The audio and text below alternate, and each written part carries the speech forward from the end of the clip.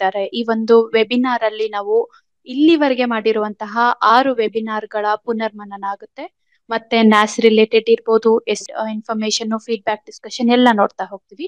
ಮೊದಲಿಗೆ ನಾವು first part ಅಂದ್ರೆ ಹಿಂದಿನ ಮಾಡ್ಯೂಲ್ಗಳ ರೀಕಾಲ್ ಏನಿದೆ, ಪುನರ್ಮನನ ಏನಿದೆ ಅದನ್ನ ನೋಡ್ತಾ ಹೋಗೋಣ. ಇಲ್ಲಿ ನಾವು ನೋಡ್ತಾ ಇರ್ಬೋದು, ಇಲ್ಲಿವರೆಗೆ ನಾವು 6 ಮಾಡ್ಯೂಲ್ಗಳನ್ನ ಮಾಡಿದೀವಿ. 7ನೇ ಮಾಡ್ಯೂಲ್ ಅಲ್ಲಿ ನಾವು ನೋಡ್ತಾ ಇರ್ಬೋದು, ಮೊದಲನೇ ಮಾಡ್ಯೂಲ್ ಏನೇನಿರತ್ತೆ ಅಂತ ಅಂದ್ರೆ, ಫಸ್ಟ್ ಮಾಡ್ಯೂಲ್ ನಲ್ಲಿ ನಾವು ಯಾವ ಒಂದು ಕಾನ್ಸೆಪ್ಟ್ ಬಗ್ಗೆ ನೋಡಿದ್ವಿ ಅಂತ ಅಂದ್ರೆ, ನೀರು ಮತ್ತು ನಮ್ಮ ಸುತ್ತಲಿನ ಬದಲಾವಣೆಗಳು. ಈ ಒಂದು ವೆಬಿನಾರ್ ನಲ್ಲಿ ಮೊದಲಿಗೆ ಸಂಬಂಧಪಟ್ಟ ಪರಿಕಲ್ಪನೆ, ಅದ್ರ ಜೊತೆಗೆ 6ನೇ ತರಗತಿಯಲ್ಲಿ ಬರುವಂತಹ ಪದಾರ್ಥಗಳನ್ನು ಗುಂಪುಗಳಾಗಿ ವರ್ಗೀಕರಿಸುವುದು ಮತ್ತು ಪದಾರ್ಥಗಳನ್ನು ಬೇರ್ಪಡಿಸುವಿಕೆ, ಈ ಅಧ್ಯಾಯಗಳಿಗೆ ಸಂಬಂಧಪಟ್ಟ ಪರಿಕಲ್ಪನೆಗಳನ್ನ ನೋಡಿದ್ವಿ.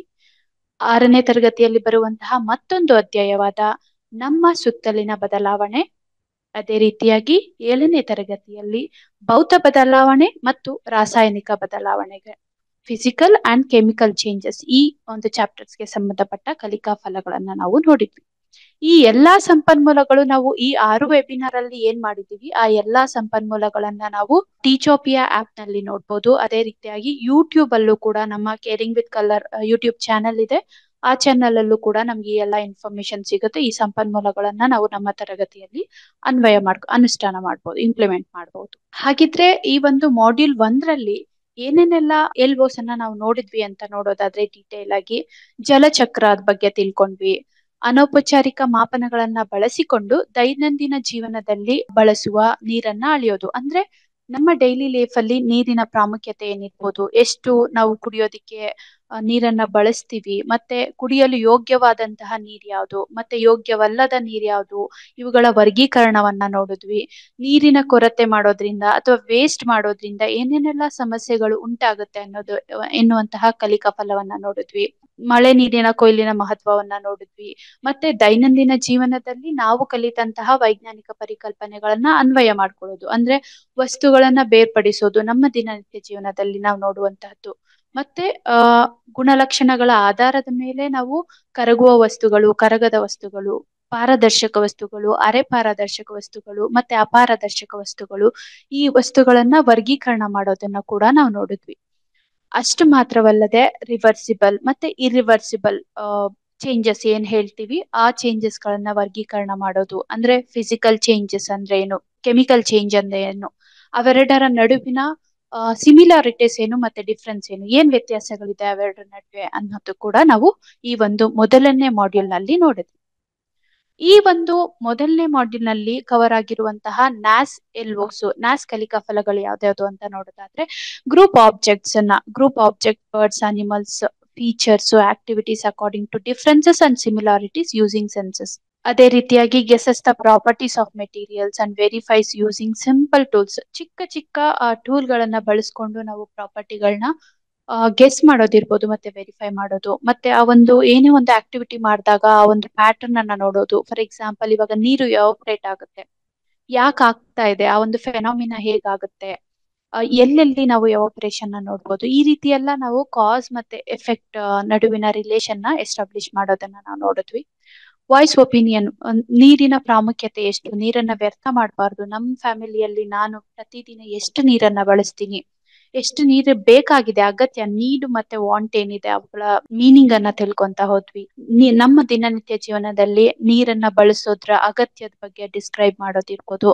Guesses the properties of materials and verifies using simple tools. ಮತ್ತೆ ಇದು ಸಿಂಪಲ್ ಇನ್ವೆಸ್ಟಿಗೇಷನ್ ಮಾಡೋದ್ರ ಮೂಲಕ, ಚಿಕ್ಕ ಚಿಕ್ಕ ಪ್ರಯೋಗಗಳನ್ನ ಮಾಡೋದ್ರ ಮೂಲಕ ಒಂದಿಷ್ಟು ಪ್ರಶ್ನೆಗಳಿಗೆ ಉತ್ತರ ನೀಡೋದು. ನನ್ನ ಮನೆಯಲ್ಲೇ ನಾನು ಈ ದಿನ ಇಷ್ಟು ನೀರನ್ನ ಬಳಸ್ತಾ ಇದ್ದೀನಿ ಅಂದ್ರೆ ನನ್ನ ಫ್ಯಾಮಿಲಿ ಎಷ್ಟು ನೀರನ್ನ ಬಳಸ್ತಾ ಇದೆ, ಅಷ್ಟ್ ನೀರ್ ನಿಜವಾಗ್ಲೂ ಅಗತ್ಯ ಇದ್ಯಾ, ನಾನು ಕಡಿಮೆ ಪ್ರಮಾಣದ ನೀರನ್ನ ನಾನೊಬ್ಬ ಕಡಿಮೆ ಮಾಡ್ಕೊಂಡ್ರೆ ನನ್ನ ಫ್ಯಾಮಿಲಿಯಿಂದ ಎಷ್ಟು ನೀರನ್ನ ನಾನು ಸೇವ್ ಮಾಡ್ಬೋದು ಅನ್ನೋ ರೀತಿ ಒಂದು ಚಿಕ್ಕ ಪುಟ್ಟ ಚಟುವಟಿಕೆಗಳನ್ನ ಮಾಡೋದ್ರ ಮೂಲಕ, ಆ ಇನ್ವೆಸ್ಟಿಗೇಟ್ ಮಾಡೋದ್ರ ಮೂಲಕ ಆ ನೀರಿನ ಪ್ರಾಮುಖ್ಯತೆಯನ್ನ ತಿಳ್ಕೊಂತ ಹೋಗೋದನ್ನು ಕೂಡ ನಾವು ನೋಡ್ಬಹುದು. ಅದೇ ನಾನು ಆ ಒಂದು ನೀರ್ ವೇಸ್ಟ್ ಮಾಡ್ಬಾರ್ದು ಅನ್ನೋ ಪರಿಕಲ್ಪನೆಯನ್ನ ನಾನು ಇನ್ವೆಸ್ಟಿಗೇಷನ್ ಮೂಲಕ ಮಾಡಿ ತಿಳಿದಾಗ ಎಷ್ಟು ಇಂಪಾರ್ಟೆಂಟ್ ಇದೆ ಅನ್ನೋದನ್ನ ನಾನು ಮತ್ತೆ ಅದನ್ನ ಅಪ್ಲೈ ಮಾಡ್ಕೊಂಡು ಕಡಿಮೆ ನೀರ್ ಬಳಸೋದನ್ನ ನಾನು ಮಾಡಿದ್ರೆ ಪ್ರತಿನಿತ್ಯ ಜೀವನದಲ್ಲಿ ಖಂಡಿತ ನಾವು ನ್ಯಾಚುರಲ್ ರಿಸೋರ್ಸಸ್ ನ ಏನ್ ಮಾಡ್ಬೋದು, ಪ್ರೊಟೆಕ್ಟ್ ಮಾಡ್ಬೋದು. ಅದೇ ರೀತಿಯಾಗಿ ಇದೇ ಒಂದು ಮಾಡ್ಯೂಲ್ ನಲ್ಲಿ ಏನೇನೆಲ್ಲ ಚಟುವಟಿಕೆಗಳಿತ್ತು ಅಂತ ನೋಡೋದಾದ್ರೆ, ಇಲ್ಲಿ ನಾವು ನೋಡ್ತಾ ಇರ್ಬೋದು ವಾಟರ್ ಪೊಲ್ಯೂಷನ್ ಗೆ ಸಂಬಂಧಪಟ್ಟ ಚಟುವಟಿಕೆ. ಇದೇ ಒಂದು ಚಟುವಟಿಕೆಯಿಂದ ನಾವ್ ಏನ್ ಮಾಡ್ಬೋದು, ವಾಟರ್ ಸೈಕಲ್, ಜಲಚಕ್ರ ಅಂತ ಏನ್ ಹೇಳ್ತೀವಿ, ಆ ಚಟುವಟಿಕೆಯನ್ನು ಕೂಡ, ಆ ಒಂದು ಪ್ರಾಸೆಸ್ ಅನ್ನು ಕೂಡ ನಾವು ಕಲಿತಾ ಹೋಗ್ಬೋದು. ಏನು ಜಲಚಕ್ರ ಅಂದ್ರೆ ಏನು, ಎವಾಪರೇಷನ್ ಆಗುತ್ತೆ, ಪ್ರೆಸಿಪಿಟೇಷನ್ ಆಗುತ್ತೆ, ಮಳೆ ರೂಪದಲ್ಲಿ ಕೆಳಗಡೆ ನೀರ್ ಬರುತ್ತೆ, ಮತ್ತೆ ನೀರು ಸಂಗ್ರಹ ಆಗುತ್ತೆ. ಈ ಚಟುವಟಿಕೆ ಅಂದ್ರೆ ಹ್ಯಾಂಡ್ಸ್ ಆನ್ ಆಕ್ಟಿವಿಟಿ ಮೂಲಕ, ಒಂದು ಚಿಕ್ಕ ಚಟುವಟಿಕೆ ಮೂಲಕ ಮಕ್ಕಳಿಗೆ ಆ ಜಲಚಕ್ರದ ಪರಿಕಲ್ಪನೆಯನ್ನ ಮೂಡಿಸಬಹುದು. ಇದಕ್ಕೆ ಸಂಬಂಧಪಟ್ಟ ಹ್ಯಾಂಡ್ಸ್ ಆನ್ ಆಕ್ಟಿವಿಟೀಸ್ ಕೂಡ ನಾವು ನೋಡ್ಬೋದು. ಇಲ್ಲಿ ನಾವು ನೋಡ್ತಾ ಇರ್ಬೋದು ಮಳೆ ನೀರಿನ ಕೊಯ್ಲು. ಈ ರೈನ್ ವಾಟರ್ ಹಾರ್ವೆಸ್ಟಿಂಗ್ ಮಾಡೆಲ್ ಏನಿದೆ, ಮಾಡೆಲ್ ಮೇಕಿಂಗ್ ಅನ್ನೋದು ಒಂದು ಕಲಿಕಾ ಫಲ ಆಗಿದೆ. ಈ ಮಕ್ಕಳ ಕೈಯಲ್ಲೇನೆ ಈ ಮಾಡೆಲ್ ಅನ್ನ ಮಾಡಿಸಿ, ಇಲ್ಲ ನಮ್ಮ ಶಾಲೆಯಲ್ಲಿ ಒಂದು ಸೈನ್ಸ್ ಕಾರ್ನರ್ ಅಥವಾ EVS ಕಾರ್ನರ್ ಅಂತ ಮಾಡ್ಕೊಂಡು, ಅಲ್ಲಿ ಅವ್ರಿಗೆ ಮಕ್ಕಳಿಗೆ ಒಂದೊಂದು ಪ್ರಾಜೆಕ್ಟ್ ಅನ್ನ ಕೊಟ್ಟು ಅವರೇ ಒಂದು ಮಾಡ್ಯೂಲ್ ಗಳನ್ನ ಮಾಡಿ ಅಲ್ಲಿ ಡಿಸ್ಪ್ಲೇ ಮಾಡೋದಿಕ್ಕೆ ಹೇಳ್ಬೋದು. ಸೊ ಈ ರೀತಿ ಮಳೆ ನೀರಿನ ಕೊಯ್ಲು ಮಾಡೆಲ್ ಏನಿದೆ, ಈ ಮಾಡೆಲ್ ಅನ್ನ ಮಾಡಿಸಿ ಇದರಲ್ಲಿ ಇಂಪ್ಯೂರ್ ವಾಟರ್ ಅನ್ನ ಹಾಕಿ ಅದು ಹೇಗೆ ಬಿಫೋರ್ ಮತ್ತೆ ಆಫ್ಟರ್ ಏನ್ ಡಿಫ್ರೆನ್ಸ್ ಇರುತ್ತೆ ಪ್ಯೂರಿಫೈ ಆದ್ಮೇಲೆ ಅಂತ ಮಕ್ಕಳೇ ಮಾಡಿ ನೋಡಬಹುದು. ಈ ಮಾಡೆಲ್ ಅನ್ನ ಹೇಗ್ ಮಾಡೋದು ಅನ್ನೋದ್ರ ಡೀಟೇಲ್ಸ್ ಕೂಡ ನಾವು ಮೊದಲನೇ ವೆಬಿನಾರ್ ನಲ್ಲಿ ನೋಡಿದ್ದೀವಿ. ಈ ವಿಡಿಯೋನ ನಾವು ಖಂಡಿತ ಮತ್ತೆ ಟೀಚರ್ ವೇದಿಯಲ್ಲಿ ಮತ್ತೆ ಯೂಟ್ಯೂಬ್ ಅಲ್ಲೂ ಕೂಡ ಇದ್ರ ಬಗ್ಗೆ ಇನ್ಫಾರ್ಮೇಶನ್ ಇನ್ನು ಡೀಟೇಲ್ ಆಗಿ ಸಿಗುತ್ತೆ. ಅದೇ ರೀತಿಯಾಗಿ ಇನ್ನು ಬೇರೆ ಯಾವ ಚಟುವಟಿಕೆಗಳು, ಪದಾರ್ಥಗಳ ಮಿಶ್ರಣ ಅಂದ್ರೆ ಪದಾರ್ಥಗಳು ಮಿಶ್ರಣಗೊಂಡಿದ್ದಾಗ ಅದನ್ನ ಹೇಗೆ ನಾವು ಬೇರ್ಪಡಿಸಬಹುದು ಅನ್ನೋ ರೀತಿ. ಇಲ್ಲಿ ಬಹಳಷ್ಟು ಪದಾರ್ಥಗಳಿದಾವೆ, ಇದನ್ನ ಯಾವ ಮೆಥಡ್ ಗಳನ್ನ ಯೂಸ್ ಮಾಡ್ಕೊಂಡು ನಾವು ಬೇರ್ಪಡಿಸುವಿಕೆಯ ವಿಧಾನವನ್ನ ಬಳಸ್ಕೊಂಡು ನಾವು ಈ ಪದಾರ್ಥಗಳನ್ನ ಸೆಪರೇಟ್ ಮಾಡ್ಬೋದು ಅಂತ ಕೂಡ ಒಂದು ಚಟುವಟಿಕೆಗಳಿದ್ದಾವೆ. ಕೆಲವೊಂದು ಚಟುವಟಿಕೆಗಳು ಈ ಹ್ಯಾಂಡ್ಸ್ ಆನ್ ಆಕ್ಟಿವಿಟೀಸ್ ಅನ್ನ ನಾವು ಮಕ್ಳ ಕೈಲೇ ಮಾಡಿಸೋದ್ರಿಂದ ಅವರು ತುಂಬಾನೇ ಖುಷಿ ಪಟ್ಟು ಎಂಜಾಯ್ ಮಾಡ್ಕೊಂಡು ಕಲಿತಾರೆ. ಮತ್ತೆ ಕಲ್ತಂತಹ ಕಾನ್ಸೆಪ್ಟ್ ಕೂಡ ತುಂಬಾನೇ ಎಫೆಕ್ಟಿವ್ ಆಗಿರುತ್ತೆ, ಲಾಂಗ್ ಲಾಸ್ಟಿಂಗ್ ಇರುತ್ತೆ ಅಂತ ಹೇಳ್ಬೋದು. ಈ ರೀತಿಯ ಕೆಲವೊಂದು ಇನ್ನೂ ಕೆಲವು ಹ್ಯಾಂಡ್ಸ್ ಆನ್ ಆಕ್ಟಿವಿಟೀಸ್ ಅನ್ನ ನಾವು ಆ ಒಂದು ಮಾಡ್ಯೂಲ್ ನಲ್ಲಿ ನೋಡ್ಬೋದು. ಅದೇ ರೀತಿಯಾಗಿ ಎರಡನೇ ಮಾಡ್ಯೂಲ್ ಬಂದು ನೈಸರ್ಗಿಕ ಸಂಪನ್ಮೂಲಗಳು, ಆಹಾರ ಮತ್ತು ಸಸ್ಯಗಳಿಗೆ ಸಂಬಂಧಪಟ್ಟಿದ್ದಾಗಿದೆ. ಈ ಮಾಡ್ಯೂಲ್ ನಲ್ಲಿ ಯಾವ ಅಧ್ಯಾಯಗಳು ಕವರ್ ಮಾಡಿದ್ದೀವಿ ಅಂತ ನೋಡೋದಾದ್ರೆ, ಆಹಾರ ಆರೋಗ್ಯ, ಆಹಾರ ಅಭ್ಯಾಸ, ಈ 2 ಅಧ್ಯಾಯಗಳು 4ನೇ ತರಗತಿಗೆ ಸಂಬಂಧಪಟ್ಟಿವಾಗಿವೆ. ಅದೇ ರೀತಿಯಾಗಿ 5ನೇ ತರಗತಿಯಲ್ಲಿ ನೈಸರ್ಗಿಕ ಸಂಪನ್ಮೂಲಗಳು, 6ನೇ ತರಗತಿಯಲ್ಲಿ ಸಸ್ಯಗಳನ್ನು ತಿಳಿಯುವುದು, ಗೆಟಿಂಗ್ ಟು ನೋ ಪ್ಲಾಂಟ್ಸ್, ಮತ್ತೆ 7ನೇ ತರಗತಿಯಲ್ಲಿ ಬರುವಂತಹ ಮಣ್ಣು ಅಂದ್ರೆ ಸಾಯಿಲ್, ಈ ಅಧ್ಯಾಯಕ್ಕೆ ಸಂಬಂಧಪಟ್ಟ ಪರಿಕಲ್ಪನೆಗಳು ಮತ್ತೆ ಬೋಧನಾ ವಿಧಾನ ಮತ್ತು ಚಟುವಟಿಕೆಗಳನ್ನ ನಾವು ಈ ಮಾಡ್ಯೂಲ್ 2 ನಲ್ಲಿ ನೋಡಬಹುದು. ಹಾಗಿದ್ರೆ DSCRT ಕಲಿಕಾ ಫಲಗಳು ಯಾವ್ಯಾವನ್ನ ನಾವು ಮಾಡ್ಯೂಲ್ 2 ನಲ್ಲಿ ಕವರ್ ಮಾಡಿದೀವಿ ಅಂತ ನೋಡೋದಾದ್ರೆ, ಇವಾಗ ಪೋಷಕಾಂಶಗಳು, ಪೋಷಣೆಯಿಂದ ಕಾಯಿಲೆಗಳಿಗೆ ಕಾರಣ ಮತ್ತು ಪರಿಣಾಮಗಳನ್ನ ಐಡೆಂಟಿಫೈ ಮಾಡೋದಿರ್ಬೋದು. ಮತ್ತೆ ನಮ್ಮ ಏನು ಪೋಷಕಾಂಶಗಳಿದಾವೆ, ಕಾರ್ಬೋಹೈಡ್ರೇಟ್ಸ್ ಇರ್ಬೋದು, ಪ್ರೋಟೀನ್ಸ್ ಇರ್ಬೋದು, ಕೊಬ್ಬು ಇರ್ಬೋದು, ಫ್ಯಾಟ್ಸು ಮತ್ತೆ ವಿಟಮಿನ್ಸು, ಇದೆಲ್ಲವನ್ನು ಕೂಡ ಏನ್ ಮಾಡೋದು, ಗುರುತಿಸೋದು ಮತ್ತೆ ಅವುಗಳನ್ನ ಐಡೆಂಟಿಫೈ ಮಾಡೋದು, ಅದ್ರ ಬಗ್ಗೆ ಡೀಟೇಲ್ ಆಗಿ ವಿವರಣೆ ಮಾಡೋದಕ್ಕೂ ಆಗತ್ತೆ ಅಂತ ಹೇಳ್ಬೋದು. ಮತ್ತೆ ಆಹಾರ ಪದಾರ್ಥಗಳನ್ನ ಅವುಗಳ ಪೋಷಕಾಂಶಗಳೊಂದಿಗೆ ಸಂಬಂಧೀಕರಿಸೋದು. ಉದಾಹರಣೆಗೆ ಮೊಟ್ಟೆ ಅಂತ ಬಂದಾಗ ಮೊಟ್ಟೆಯಲ್ಲಿ ಯಾವ ಒಂದು ಪೋಷಕಾಂಶ ಹೆಚ್ಚಾಗಿರುತ್ತೆ, ಪ್ರೋಟೀನ್ ಅಂತ ಹೇಳ್ಬೋದು. ಅದೇ ರೀತಿ ಅಕ್ಕಿ ಅಂತ ಅಂದ್ರೆ ಅಕ್ಕಿಯಲ್ಲಿ ಯಾವ ಪೋಷಕಾಂಶ ಅಂತ ಅನ್ಸುತ್ತೆ, ಇದಕ್ಕೆ ಸರಿಯಾದ ಉತ್ತರ ಬಂದು carbohydrates.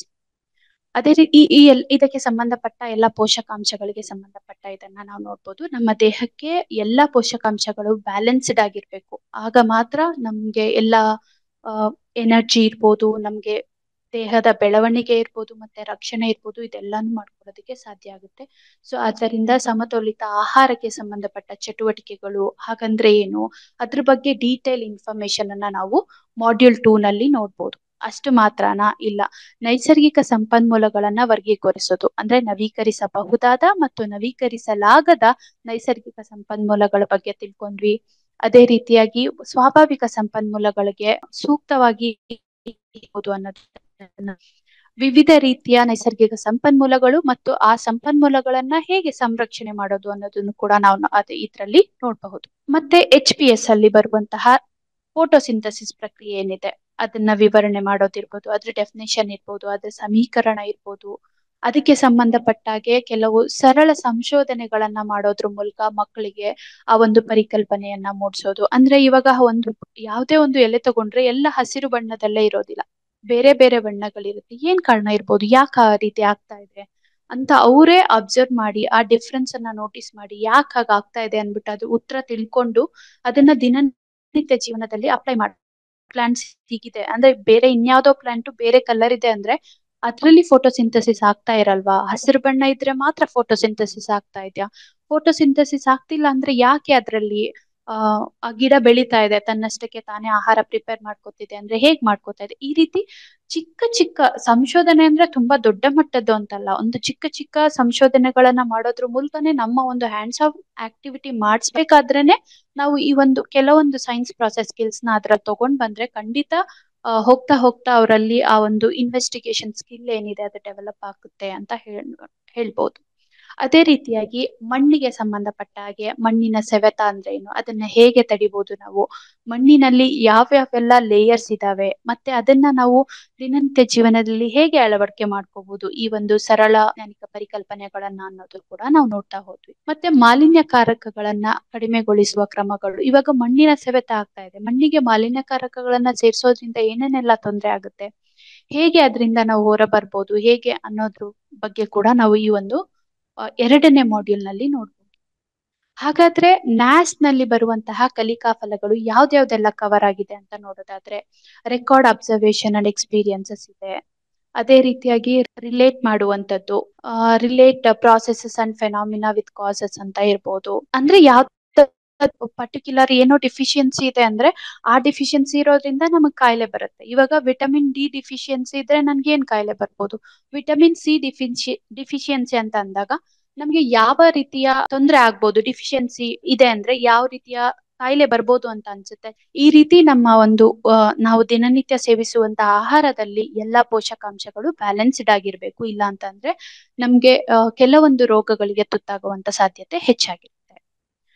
Guesses the conditions and phenomena and verifies using simple tools and techniques ಅಂತ. ಇವಾಗ ಒಂದು ಆಹಾರನೇ ಸ್ಪಾಯ್ಲೇಜ್ ಆಗ್ತಾ ಇದೆ ಅಂದ್ರೆ ನಾನು ಅದನ್ನ ಹೇಗೆ ಸಂರಕ್ಷಣೆ ಮಾಡ್ಬೋದು?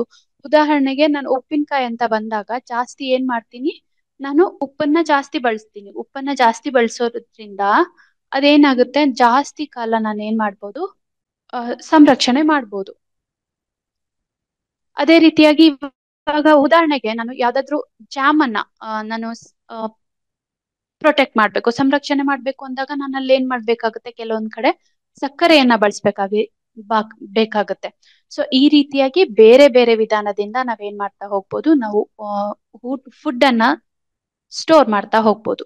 ಇಲ್ಲೂ ಕೂಡ ನಾವು ಸಿಂಪಲ್ ಇನ್ವೆಸ್ಟಿಗೇಷನ್ ಮಾಡೋದ್ರ ಮೂಲಕ ಹೈಜೀನ್ ಫಾರ್ ಹೆಲ್ತ್, ಹ್ಯಾಪಿನೆಸ್ ಮತ್ತೆ ಪ್ರೊಟೆಕ್ಟ್ ಮಾಡೋದು, ಸೇವಿಂಗ್ ದಿ ರಿಸೋರ್ಸಸ್ ನ, ಅದು ಕೂಡ ತುಂಬಾ ಇಂಪಾರ್ಟೆಂಟ್ ಆಗುತ್ತೆ. ಹೈಜೀನ್ ಆಗಿರ್ಬೇಕಾಗುತ್ತೆ, ನಮ್ಮ ಎನ್ವಿರಾನ್ಮೆಂಟ್ ನ ಪ್ರೊಟೆಕ್ಟ್ ಮಾಡೋದು ಕೂಡ ತುಂಬಾ ಇಂಪಾರ್ಟೆಂಟ್ ಇದೆ. ಈ ಒಂದು ನ್ಯಾಸೆಲ್ವೋ ಕೂಡ ಏನಾಗಿದೆ, ನಮ್ಮ ಒಂದು ಮಾಡ್ಯೂಲ್ ನಲ್ಲಿ ಕವರ್ ಆಗಿದೆ. Explain the process and phenomena, ಈ ಫೋಟೋಸಿಂಥಸಿಸ್ ಏನು, ಅದರ ಈಕ್ವೇಶನ್ಸ್ ಏನು, ಅದನ್ನ ಪಟ್ಟಾಗೆ ಡೀಟೈಲ್ ಆಗಿ ಒಂದು ಪ್ರಾಸೆಸ್ ಎಕ್ಸ್ಪ್ಲೇನ್ ಆಗಿರೋದನ್ನ ನಾವು ನೋಡ್ಬೋದು. ಇದಕ್ಕೆ ಸಂಬಂಧಪಟ್ಟ ಚಟುವಟಿಕೆಗಳನ್ನು ಕೂಡ ನಾವು ನೋಡ್ಬೋದು. ಇವಾಗ ನಾನು ಮಣ್ಣು ಅಂತ ಬಂದ್ರೆ ಆ ಒಂದು ಮಣ್ಣಿನಲ್ಲಿ ಯಾವ ಯಾವ ವಿಧಗಳಿದಾವೆ, ಯಾವ ಮಣ್ಣಿನಲ್ಲಿ ಯಾವ ರೀತಿಯ ಬೆಳೆಯನ್ನ ಬೆಳಿಬೇಕಾಗುತ್ತೆ, ನನ್ನ ಕ್ರಾಪ್ ಪ್ರೊಡಕ್ಷನ್ ಅನ್ನ ಇನ್ಕ್ರೀಸ್ ಮಾಡ್ಬೇಕು ಅಂದ್ರೆ ನಾನು ಏನು ಮಾಡ್ಬೇಕಾಗತ್ತೆ, ಅಂದ್ರೆ ಏನ್ ಮೆಷರ್ಸ್ ನಾನು ತಗೊಬೇಕಾಗತ್ತೆ ಅಂತ ನೋಡೋದಿರ್ಬೋದು.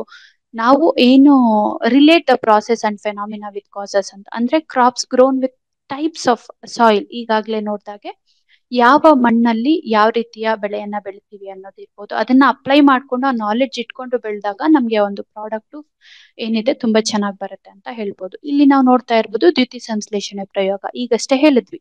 ಈ ದ್ಯುತಿ ಸಂಶ್ಲೇಷಣೆ ಪ್ರಯೋಗ ಆಗೋದಲ್ಲಿ ಅದರಲ್ಲಿ ಯಾವ ಎಲಿಮೆಂಟ್ಸ್ ಅನ್ನ ಬಳಸ್ಕೊಳ್ಳುತ್ತೆ ಮತ್ತೆ ಏನ್ ರಿಲೀಸ್ ಆಗುತ್ತೆ ಅನ್ನೋದಕ್ಕೆ ಸಂಬಂಧಪಟ್ಟ ಹಾಗೆ ಒಂದು ಆಕ್ಟಿವಿಟಿ ಇದೆ. ಈ ಒಂದು ಪ್ರಯೋಗವನ್ನ ಮಾಡೋದ್ರ ಮೂಲಕ ಮಕ್ಕಳಿಗೆ ದ್ಯುತಿ ಸಂಶ್ಲೇಷಣೆ ಬಗ್ಗೆ ತಿಳಿಸ್ಕೊಡ್ಬೋದು. ಅದೇ ರೀತಿಯಾಗಿ ಸಾಯಿಲ್ ಎರೋಷನ್ ಅಂತ ಹೇಳಿದ್ವಿ. ಮಣ್ಣು ಇವಾಗ ಫಾರೆಸ್ಟ್ ಎಲ್ಲ ಏನ್ ಮಾಡಿದ್ರೆ, ನಾವು ಫಾರೆಸ್ಟೇ ಇಲ್ಲ ಅಂದ್ರೆ ಏನಾಗ್ತಿತ್ತು, ಸಾಯಿಲ್ ಎರೋಷನ್ ಆಗ್ತಿತ್ತು. ಆ ಫಾರೆಸ್ಟ್ ಇರೋದ್ರಿಂದ ಆ ಸಾಯಿಲ್ ಎರೋಷನ್ ಆಗ್ತಾ ಇಲ್ಲ, ಮತ್ತೆ ನೀರನ್ನ ಹಿಡ್ದಿಟ್ಕೊಳಕ್ಕೆ ಆಗ್ತಾ ಇದೆ. ಆ ಪೋಷಕಾಂಶಗಳೇನಿದಾವೆ ಮಣ್ಣಲ್ಲಿರುವಂತ ನ್ಯೂಟ್ರಿಯೆಂಟ್ಸ್ ಅದು ಹಾದು ಹೋಗ್ತಾ ಇಲ್ಲ, ಬೇರೆ ಕಡೆ ಹೋಗ್ತಾ ಇಲ್ಲ ಹರ್ಕೊಂಡು ಅನ್ನೋದು ಎಲ್ಲ ಒಂದು ಪರಿಕಲ್ಪನೆಯನ್ನ ಮಕ್ಕಳಿಗೆ ಈ ಚಟುವಟಿಕೆಯನ್ನ ಮಾಡಿಸೋದ್ರ ಮೂಲಕ ತೋರಿಸ್ಬೋದು. ಇಲ್ಲಿ ನಾವು ನೋಡ್ತಾ ಇರ್ಬೋದು 2 ಬಾಟಲ್ ಇದೆ.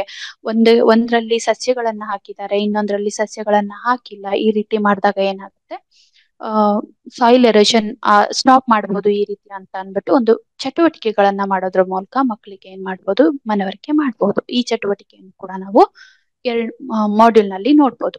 ಅದೇ ರೀತಿಯಾಗಿ ಫುಡ್ ಫೆಸ್ಟಿವಲ್ ಅಂತ ಅಂದ್ಬಿಟ್ಟು, ಅಂದ್ರೆ ಬೇರೆ ಬೇರೆ ಪ್ರದೇಶದಲ್ಲಿ ಬೇರೆ ಬೇರೆ ರೀತಿಯ ಫುಡ್ ಅನ್ನ ನಾವು ತಿನ್ನೋದನ್ನ ನಾವು ನೋಡ್ಬೋದು. ಏನ್ ಕಾರಣ ಇರ್ಬೋದು, ಯಾಕೆ ಆ ರೀತಿ ಅಂತ ಅಂದ್ಬಿಟ್ಟು ಮಕ್ಕಳಿಗೆ ಒಂದು ಆಕ್ಟಿವಿಟಿಯನ್ನ ಮಾಡಿಸೋದ್ರ ಮೂಲಕ ಒಂದೊಂದು ಸ್ಟಾಲ್ ನ ಕ್ರಿಯೇಟ್ ಮಾಡಿ ಅವರೇ ಅಲ್ಲಿ ಪ್ರಿಪೇರ್ ಮಾಡುವಂತಹ ಫುಡ್ ಐಟಮ್ ಅನ್ನ ಚಿತ್ರ ಬರೆಯೋದ್ರ ಮೂಲಕನೋ ಯಾವ್ದೋ ರೀತಿ ಅವರು ಡಿಸ್ಪ್ಲೇ ಮಾಡೋದಕ್ಕೆ, ಪ್ರೆಸೆಂಟೇಶನ್ ಮಾಡೋದಕ್ಕೆ ಅವಕಾಶ ಮಾಡ್ಕೊಡ್ಬೋದು. ಸೊ ಮಕ್ಕಳಿಗೆ ಆ ಒಂದು ಕಮ್ಯುನಿಕೇಶನ್ ಸ್ಕಿಲ್ ಡೆವಲಪ್ ಆಗುತ್ತೆ ಅಂತ ಹೇಳ್ಬೋದು ಈ ರೀತಿ ಮಾಡೋದ್ರಿಂದ. ನೆಕ್ಸ್ಟ್ ಬಂದು ಮಾಡ್ಯೂಲ್ 3 ನಲ್ಲಿ ಮಾರುತಗಳು, ಬಿರುಗಾಳಿಗಳು ಮತ್ತೆ ಚಂಡಮಾರುತಗಳು, ಇದಕ್ಕೆ ಮತ್ತು ಮೋಷನ್ ಏನಿದೆ ಅಂದ್ರೆ ಟೈಪ್ಸ್ ಆಫ್ ಮೋಷನ್ ಏನಿದೆ ಇದಕ್ಕೆ ಸಂಬಂಧಪಟ್ಟ ಪರಿಕಲ್ಪನೆಗಳನ್ನ ನಾವು ನೋಡ್ಬೋದು. ಈ ಒಂದು ಮಾಡ್ಯೂಲ್ ನಲ್ಲಿ ಏನೇನೆಲ್ಲ ಅಧ್ಯಾಯಗಳಿವೆ ಅಂತ ನೋಡೋದಾದ್ರೆ, ಚಲನೆ ಮತ್ತೆ ದೂರಗಳು 6ನೇ ತರಗತಿಯಲ್ಲಿರುವಂತಹ ಅಧ್ಯಾಯವಾಗಿದೆ. ಚಲನೆ ಮತ್ತು ಕಾಲ, ಮಾರುತಗಳು, ಬಿರುಗಾಳಿಗಳು ಮತ್ತು ಚಂಡಮಾರುತಗಳು, ಈ ಅಧ್ಯಾಯಕ್ಕೆ ಸಂಬಂಧಪಟ್ಟ ಪರಿಕಲ್ಪನೆಗಳನ್ನ ನಾವು ಈ ಮಾಡ್ಯೂಲ್ ನಲ್ಲಿ ನೋಡಬಹುದಾಗಿದೆ.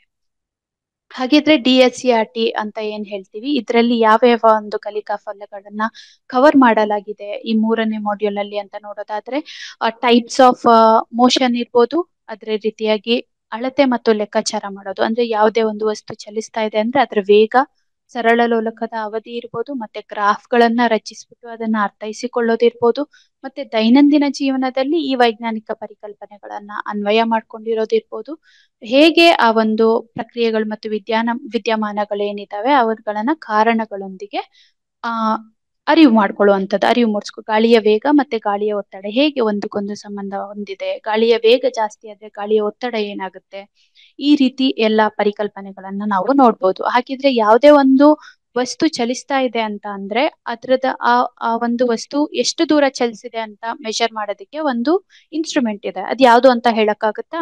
ದೂರವನ್ನ ಅಳತೆ ಮಾಡ್ಬೇಕು ಅಂದ್ರೆ ಓಡೋಮೀಟರ್ ಅನ್ನ ನಾವು ಬಳಸ್ಬೇಕಾಗತ್ತೆ. ಅದೇ ರೀತಿಯಾಗಿ ನಾವು ನೋಡ್ತಾ ಇರ್ಬೋದು, ನ್ಯಾಸ್ ನಲ್ಲಿ ಕವರ್ ಮಾಡಿರುವಂತಹ LOS ಲರ್ನಿಂಗ್ ಔಟ್ಕಮ್ಸ್ ಈ ರೀತಿಯಾಗಿದ್ದಾವೆ. ಅಂದ್ರೆ measure and calculate the speed of the moving object ಇರ್ಬೋದು, explain process and phenomena, applying the concept, scientific concepts in daily life, ಇದೆಲ್ಲ ಲರ್ನಿಂಗ್ ಔಟ್ಕಮ್ಸ್ ಅನ್ನ ನಾವು ಕವರ್ ಮಾಡಿದೀವಿ. 3ನೇ ಮಾಡ್ಯೂಲ್ ಅಲ್ಲಿ ಕವರ್ ಆಗಿರೋದನ್ನ ನಾವು ನೋಡ್ಬೋದು. ಗಾಳಿ ಒತ್ತಡವನ್ನ ಏರೋದಕ್ಕೆ ಸಂಬಂಧಪಟ್ಟ ಹ್ಯಾಂಡ್ಸ್ ಆನ್ ಆಕ್ಟಿವಿಟೀಸ್ ಅನ್ನ ನೋಡ್ಬೋದು. ಅದೇ ರೀತಿಯಾಗಿ ಗಾಳಿ ಒತ್ತಡವನ್ನ ಇರುತ್ತೆ ಅಂದ್ರೆ ಗಾಳಿ ಹೆಚ್ಚು ಒತ್ತಡದ ಪ್ರದೇಶದಿಂದ ಕಡಿಮೆ ಒತ್ತಡದ ಪ್ರದೇಶಕ್ಕೆ ಚಲಿಸುತ್ತೆ.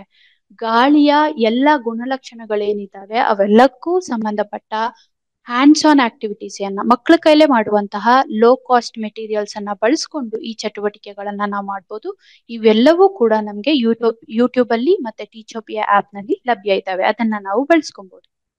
ಅದೇ ರೀತಿಯಾಗಿ ಬಿರುಗಾಳಿ ಅಂದ್ರೆ ಏನು, ಚಂಡಮಾರುತ ಅಂದ್ರೆ ಏನು, ಬಿರುಗಾಳಿ ಮತ್ತೆ ಚಂಡಮಾರುತಗಳ ನಡುವಿನ ವ್ಯತ್ಯಾಸ ಏನಿದೆ, ಬಿರುಗಾಳಿ ಚಂಡಮಾರುತವಾಗಿ ಹೇಗೆ ಬದಲಾಗುತ್ತೆ, ಏನೇನೆಲ್ಲ ಕಂಡೀಷನ್ಸ್ ಇರಬೇಕು ಒಂದು ಚಂಡಮಾರುತ ಉಂಟಾಗ್ಬೇಕಾದ್ರೆ ಅನ್ನೋದ್ರ ಬಗ್ಗೆ ಡೀಟೇಲ್ ಆಗಿ ನೋಡ್ತಾ ಹೋಗಿ.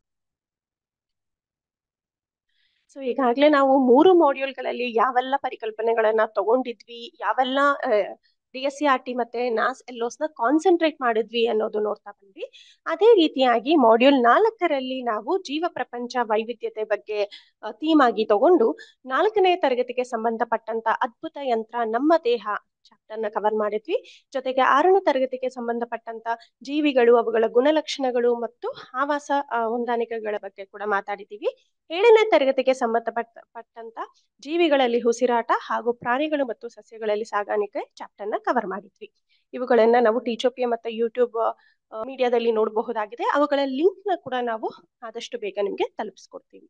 ಸೊ ಈ 4ನೇ ಮಾಡ್ಯೂಲ್ ಅಲ್ಲಿ ನಾವು ಯಾವೆಲ್ಲ DSCRT LOS ನ ಕವರ್ ಮಾಡಿದ್ವಿ ಅಂತ ನೋಡ್ತಾ ಹೋಗೋಣ.